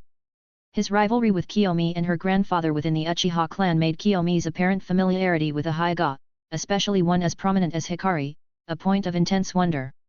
Setsuna, on the other hand, maintained his composure, his face adorned with a benign smile that revealed nothing of his thoughts. His ability to mask his reactions left others guessing about his stance on the matter for some reason. Takumi and Hiroyoshi, representatives of the Hyuga clan, were also taken aback. They had been under the impression that Hikari's interactions with Kiyomi were strictly formal, part of the collaborative efforts mandated by the council to better clan relations. The warmth and familiarity displayed in this brief encounter suggested a depth to their relationship that went beyond mere diplomatic necessity, truly surprising them both. However, despite the curiosity this interaction sparked among all the elders, they understood that delving into the strange and special personal dynamics between Hikari and Kiyomi was not the priority at the moment. The pressing concerns of the upcoming Konoha Council meeting and the looming war demanded their full attention, leaving little room for speculation about anything else. Meanwhile, all of their focus was soon collectively redirected as the last piece of their own anti-Hokage coalition arrived at this meeting hotspot, led by Sakumo Hitaki at the front, who walked with a powerful presence, behind him his faction composed of clan heads and jonins from smaller shinobi clans, the faction he created 2 years ago that now matured. Before entering the Konoha Council meeting yesterday, they made a strategic decision to gather and enter as one cohesive unit. This collective entrance plan was not just about physical presence, it was a carefully orchestrated show of force and unity in itself. By entering together, they aimed to visually underscore their solidarity and shared resolve in challenging the Hokage's faction and fighting for their rights at this meeting, making a clear statement to all potential observers about the strength and cohesion of their young alliance. Chapter 78, A Talk with Kiyomi and Moving Underground. Patriarch Hiroyoshi, Patriarch Fugaku, Elder Setsuna, Elder Takumai, Hayashi-san, Kiyomi-san, Hikari-kun, my apologies for any delay. Since we are all assembled and ready, let's proceed right away. Sakumo stated with determination, his demeanor sharper than 2 years ago, now appearing like a sword ready to unsheath at all times. His words signaled the complete assembly of their interest group's representatives for this pivotal Konoha's Grand Council. Fugaku nodded in response, his expression serious but resolute. You were just on time, Sakumo-san. Together, our voices will be heard. Let us proceed with unity, he affirmed. Hiroyoshi, equally composed, added, Indeed, Sakumo-san, let's move forward and make our case clear and strong. Sakumo also cast a brief, acknowledging glance at Hikari and the rest of the group, then made a silent gesture of readiness. Without further delay, they began moving towards the meeting's designed location. This wasn't just any venue, it was a specially designated, vast, and secure chamber area situated underground beneath the towering presence of the Hokage's Rock Mountain. This site was chosen for its discretion and security. It was reserved for meetings of the utmost importance, the kind that could define the course of the village's future for a long time.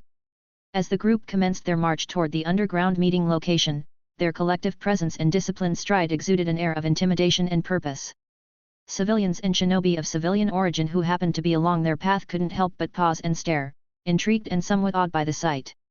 For many, it was the first time they had witnessed such a unified display of power and solidarity among elite shinobi, not to mention from so many different factions. The sight of the legendary Sakumo Hitaki leading the procession, flanked by the prominent figures of the Hyuga and Uchiha clans, was particularly striking. Their close and familiar interaction, a tangible demonstration of the rumored alliances forming among them, left a lasting impression on the onlookers. Rumors of these factions drawing closer had circulated, but witnessing it firsthand brought a new level of reality and significance to those whispers. To civilians and those less involved in the shinobi world, this moment was more than a mere gathering of notable figures from distinct clans and backgrounds, various traditional like shinobi clan attires, and clan heraldic symbols. It symbolized a significant shift within Konoha, hinting at the depth and complexity of the political and strategic machinations between the village's people of power. The unity displayed by these leaders and their factions suggested that the village was on the cusp of significant changes, both internally and in its stance, and it was clashing against external threats. Observers were left with a mix of admiration, curiosity, and a hint of apprehension, understanding that such a display foretold impactful developments for Konoha that could be either positive or negative in nature but were certainly very dangerous and chaotic for the near future. The exact nature of these impending changes remained uncertain, but the consensus among the civilians was clear: whatever was brewing within the village's leadership was bound to have far-reaching consequences, likely painful for them. However, the Hokage's long-standing influence on public perception, fortified by years of strategic propaganda and soft power, had cultivated a strong rapport with the civilian population. His faction was perceived as more civilian-friendly, a narrative carefully crafted and disseminated through decades of meticulous positioning. In contrast, the anti-Hokage faction, despite its current show of unity and purpose, was often depicted as a harbinger of instability and chaos. This portrayal leveraged the underlying envy and resentment some civilians felt towards the shinobi clans, painting them as privileged elites disconnected from the concerns of the ordinary people. These perceptions were exaggerated under Hiruzen's propaganda, creating a skewed view of the faction's intentions and alignments. As they moved, Hikari shared his observations with Kiyomi, who walked closely beside him, slightly separated from the rest of their group. They discussed the civilians' reactions and the broader implications of Konoha's current political landscape while admiring the village's streets and central architecture. "It's fascinating, isn't it?" Hikari remarked, starting some small talk with her, his voice low enough for only Kiyomi to hear. "How deeply ingrained the Hokage's narrative is among the civilians. It shapes their entire lives and perceptions, dictating who they see as protectors and who they view as threats to their stability without any further critical thought or understanding of our own perspective or worries as well. Kiyomi nodded, her eyes scanning the faces of the civilians they passed. True. The power of propaganda is not to be underestimated. It's a potent tool in shaping public opinion, for better or worse. Our coalition has its work cut out for it if we're to challenge the status quo and assume the leading position inside of this village somehow in the future, or else our own supposed lead wouldn't bode very well for use over the long term and we underperformed. I thought you didn't like and didn't consider these civilians important before, Hikari inquired, genuinely curious about Kiyomi's perspective.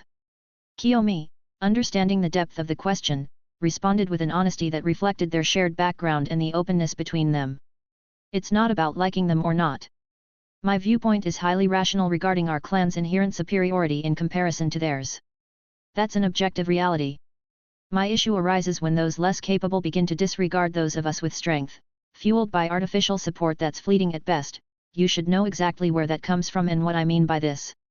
Our police force and individual clansmen from this village's founding Uchiha clan face increasing disrespect and less cooperation while performing our duties from them by each passing day. So, everyone needs to recognize and accept their place, in my opinion. And it's not about whether the civilians are important, it's about establishing a form of control that, over time, could hypothetically lead to more stable governance of the village, reducing future conflicts and ensuring a smoother leadership transition. She explained, her tone indicating a blend of realism and a strategic view of social hierarchy. Hikari listened intently to Kiyomi's explanation, finding himself in agreement with and admiring her viewpoint. His gaze unconsciously lingered on her, and he appreciated her intellect as well as her distinct appearance, which diverged from traditional Uchiha attire. Her choice of dark, less conventional robes hinted at her independent and spirited nature, attributes Hikari found compelling. Kiyomi's maturity into early womanhood was evident, her striking S-shaped figure and attractive features did not escape Hikari's notice. These qualities, combined with her lively and teasing interactions, deepened the connection he felt towards her. Despite or perhaps because of her playful challenges and their spirited dynamic, Hikari found himself drawn to Kiyomi. His appreciation for beautiful women, paired with Kiyomi's unique blend of similar outlook and allure, made their relationship all the more significant to him. As time progressed, with Hikari gaining more influence and power as a shinobi in the world around him, he noticed a gradual, slight shift and loosening of his own past restraints. This change allowed him to more freely indulge in certain aspects of his nature that he had previously kept in check, such as a primal appreciation for female attractiveness in general. He pondered the reasons behind this shift. Was it simply the result of becoming more secure in his position and abilities, granting him the confidence to express facets of his personality that he had previously always suppressed since his transmigration? Or, perhaps, it was the natural progression of entering early puberty, with hormones beginning to exert a stronger influence on his thoughts and behaviors. He didn't know. Kiyomi, perceptive as always, caught Hikari's lingering gaze, a look that had become increasingly frequent. She especially noticed when his eyes wandered to certain areas accentuated by her tight, unconventional attire, a departure from the traditional Uchiha style. Her response, tinged with the playful yet defensive nuance characteristic of 8th Sundara, as Hikari internally dubbed her, was to feign her slight embarrassment.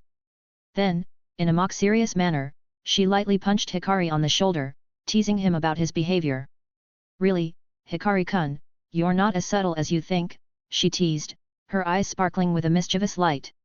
She leaned in closer, her voice dropping to a conspiratorial whisper. "You know, for a Hyuga, your eyes have a hard time keeping their focus more and more recently." She chided, half-jokingly, but she also smiled unconsciously, trying to downplay the moment with humor while also attempting to assert a boundary, playfully reinforcing the notion that he was a Hyuga and that someone like her couldn't possibly be ever interested in a Hyuga. She has always convinced herself of that fact inwardly, also constantly repeating to herself how he was just a brat in her eyes. "Why should I bother with being subtle when I've got nothing to hide? And after all the work I've put into helping you push your Sharingan to and beyond the typical third tomo, don't I deserve a little acknowledgement? You didn't even have to go through any tough emotional stuff to get there.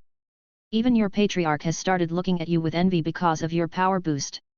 And it's not like you actually mind my glances, your reactions say plenty, even if you act like they don't. Just admit it, you probably feel a bit of pride knowing some prodigy from a totally different top rival clan is paying you so much attention," Hikari said, his smile playful as he leaned in closer, mirroring her previous action. His words were teasing yet carried an undercurrent. At Hikari's words, a noticeable blush tinted Kiyomi's cheeks for the first time, her usual composure wavering under the weight of his observations, actions, and him being so direct. You are not right about that last part. But this isn't the time or place for such discussions, Hikari-kun. I thought you were more serious than this. She murmured, her voice a mix of embarrassment and reprimand. Glancing around, she noticed a few curious stares from those nearby. We're attracting strange looks already. Please be more serious for the occasion. She added softly, which was pretty uncharacteristic for her. Haha, looks like I've won this round then, Hikari remarked, his teasing smile indicating his playful victory. Next time, maybe keep your observations about me to yourself, you were the one who initiated this, remember? And just remember, if there's a next time, I won't hesitate to expose you completely, audience or not. He added quietly, ensuring only Kiyomi could hear. By doing so, he consciously increased the previously established distance between them, re-establishing the space that their roles in the public setting demanded. Then, observing Kiyomi's subtle body language, which showed a mix of slight annoyance and evident embarrassment, Hikari couldn't help but smile again, reflecting on his earlier assertion.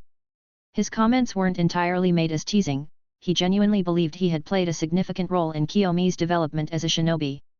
Their growing closeness had provided Hikari an opportunity to utilize his Byakugan's acute vision, his mastery over chakra precision, and his expertise in yin release to subtly operate on Kiyomi's eyes during their private meetings. He intended to stimulate her Sharingan, unlocking deeper reserves of power that had remained dormant beforehand. This innovative and secret approach then yielded remarkable results, significantly enhancing her capabilities in a relatively short amount of time by all Uchiha standards. Kiyomi, for her part, also mulled over Hikari's words. Initially, her pride might have prevented her from accepting such intimate assistance, but witnessing Hikari's rapid advancement in strength, a widening gap she couldn't bridge on her own, and her stagnation at the cusp of unlocking the third tomo, just as this dangerous war was approaching, led her to reconsider. Recognizing the rising, genuine alliance between the two clans at that time and dismissing any notion that Hikari would act against her interests because of it, she consented to this unconventional method. As a result, the procedure not only catalyzed her growth but also marked a shift in their interpersonal, private dynamic. The regular, intimate nature of these sessions, Hikari's hands mere inches from her face, focusing intently on her eyes, gradually altered Kiyomi's perception of him over time.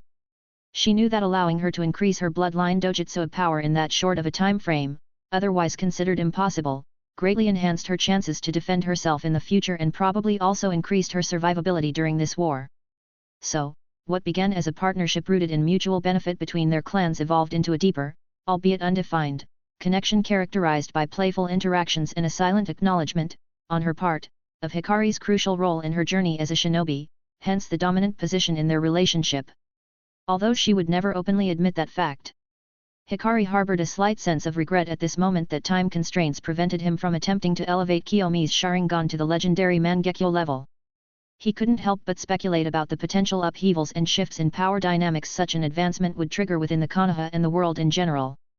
However, achieving the Mangekyo Sharingan represented a quantum leap in difficulty compared to their previous endeavors. Hikari understood that even with his innovative method, the process could potentially span decades, which is an investment of time they simply did not have given the imminent threats and the war on the horizon. Thus, while he had assisted Kiyomi in reaching new heights of strength, the journey to the Mangekyo Sharingan was a path she would need to navigate on her own, likely under the extreme conditions of battle. Hikari's hope for her was not just unlocking this formidable power but also her survival. In the harsh realities of war, where life and death hung in the balance, Hikari's wish was for Kiyomi to find her way to the Mangekyo Sharingan, not just for the sake of power but also to ensure her safety amidst the chaos. Hikari had considered teaching Kiyomi specific yin release exercises that she could practice on her own, a method that, while effective, would undoubtedly be slower than the direct assistance he had been providing. However, he ultimately decided against it for strategic reasons. Despite their alliance and growing personal connection, Hikari remained acutely aware of the delicate balance of power between the Hyuga and Uchiha clans. By keeping the methodology to himself and not handing over such a potent tool for dojutsu self-improvement, Hikari aimed to maintain the status quo in their inter-clan dynamics. He recognized that empowering the Uchiha with the means to potentially unlock the Mangekyo Sharingan independently could tip the scales of power too heavily in their favor. This could disrupt the fragile equilibrium that allowed their alliance to function, transforming the Uchiha from allies into dominators in the political and martial landscape of Konoha. In Hikari's strategic calculus, the benefits of their alliance were predicated on mutual respect and a sense of equality. Handing over a method that could significantly enhance the Uchiha's combat capabilities risked undermining Hyuga's position and, by extension, his own. Meanwhile, Hikari's contemplative state was interrupted as their sizable entourage approached the entrance to the clandestine meeting location. The path leading to it was heavily guarded, a testament to the importance of the council they were about to attend. As they were ushered in by a guide, Hikari noted the robust security measures in place, a clear indication of the high stakes involved. Glancing at Kiyomi, he noticed a hint of tension on her face, a rare sight for someone usually so composed. In response, Hikari offered her a reassuring look, a silent gesture of confidence that seemed to ease her concerns. Together with the rest of the group, they descended into the depths of the secret labyrinth, making their way towards the expansive underground venue designated for the meeting. The scene that unfolded as they progressed through ancient-like hallways and chambers was remarkable. Security was tight, with members of the ordinary shinobi, Anbu, the police force, and the Konoha border surveillance positioned throughout the complex and outside. They were stationed above the ground, below, and on all sides, forming a comprehensive security detail that ensured the safety of the venue and its attendees. Chapter 79, The Unfair Distribution of Power Inside Konoha. As the group, led by notable figures like Sakumo Hitaki and joined by leaders from Konoha's famous clans, entered the venue, everyone could feel the importance of the assembly they were about to be part of. They walked into a large, spacious room designed for serious discussions, yet it still looked elegant and rich. While prepared for wartime talks, the room was decorated to reflect Konoha's pride and heritage. It was very well lit despite being deep underground through some kind of special lamps. The walls were adorned with beautiful artwork that told stories of the village's past, serving as a reminder of what they were all fighting for. At the center of it all stood a huge circular table meant for only the key players in the meeting. This table was more than just furniture, it was a symbol, with its shiny surface and chairs that spoke of the significance of those who would sit there. Around the table, a giant symbol of Konoha was proudly displayed, connecting everyone there back to the heart of the village. Around the room's edges were spaces for assistants, bodyguards, and the rest of the attendees' support teams. They could sit or stand in these areas, arranged so everyone could follow what was happening at the central table. Beyond the inner circle of the village's most influential leaders and the outer circle composed of their entourages, there lay another significant layer to this assembly, a third circle comprising all the civilian elite jonins and some civilian jonins of Konoha. This group played a crucial role in the day's proceedings. They were not just spectators but active participants whose presence ensured the integrity and implementation of the council's decisions.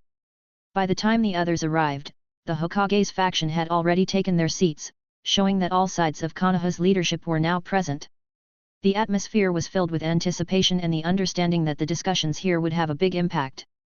Taking the most prominent spot in the room was the third Hokage, Hiruzen Sarutobi. His position at the top end of the table, a bit higher than the others, clearly showed his role as the leader of the village. Meanwhile, even Hikari, who was usually so steady and almost robotic in his thinking, found himself taking a deep breath as he looked, for the first time, around at all these famous figures from the story he knew in his past life.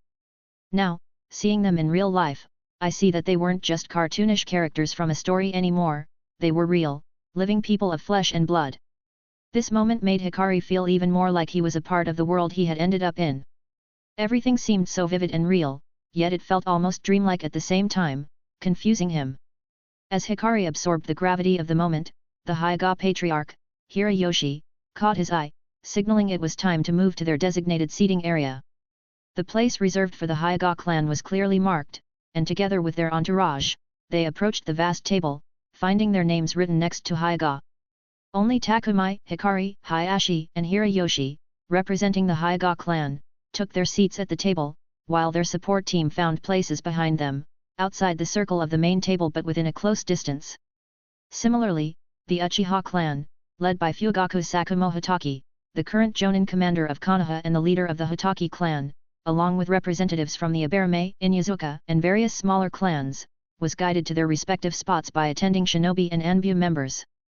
Despite their diverse affiliations, all groups were strategically seated close to each other, a deliberate arrangement stemming from a prior agreement to maintain open lines of communication among these two general rival factions.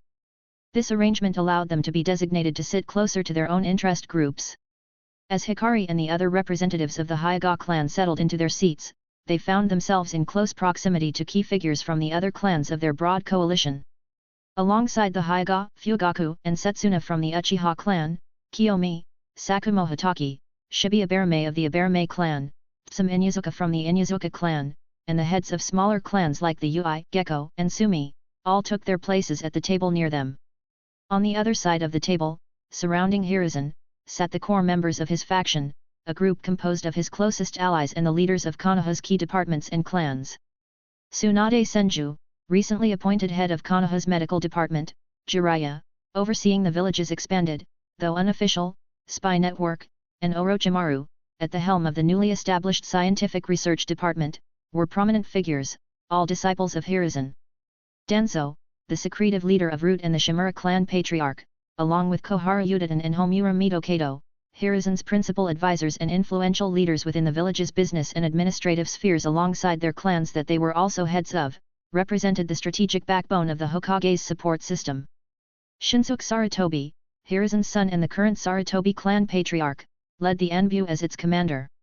Strategic and advisory roles were also filled by notable clan heads such as Shikaku Nara, serving as the Hokage's main wartime advisor, and Yamanaka Inoichi, who spearheaded Konoha's consolidated intelligence department. Choza Akimichi, now leading the village's education department, brought a new perspective to the development of future shinobi.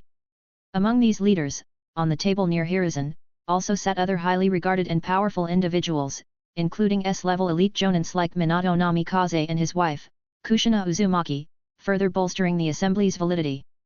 However, within the anti-Hokage coalition, the only other notable administrative roles, besides Sakumo's, were held by Fugaku Uchiha, leader of the Konoha's military police force, and Hiroyoshi Hyuga, head of the Hyuga's border surveillance division.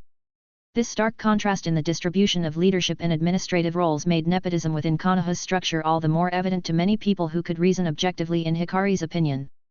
Observers couldn't help but notice how administrative power seemed most tightly concentrated within a select group closely allied with Hiruzen, highlighting a significant imbalance. The creation of numerous new consolidated divisions and administrative positions by Hiruzen in the past 2 years, with an excuse of the incoming war often used, was a strategic move to strengthen his control over the village and centralize power under pretext. Chapter 80, The Hokage's Faction Dominance and Underdogs. Once seated amidst the low buzz of ongoing conversations and movements, Hikari took a moment to assess the gathering quickly but thoroughly.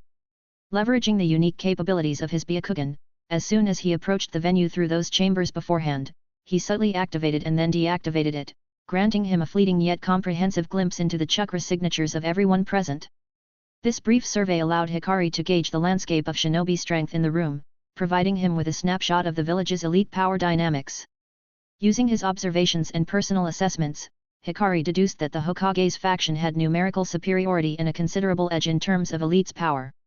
For instance, despite Hiruzen Sarutobi's advancing age, which slightly diminished his capacities, he remained a formidable late-cage level shinobi, a testament to his enduring strength and experience. Similarly, Sakumo Hitaki, also at the late-cage level, might currently edge out Hiruzen slightly due to his renewed determination to enhance his abilities and perhaps lesser impact from age, as he was in his prime. Hiruzen's 3 disciples Tsunade, Jiraiya, and Orochimaru were assessed by Hikari to be at the middle cage level.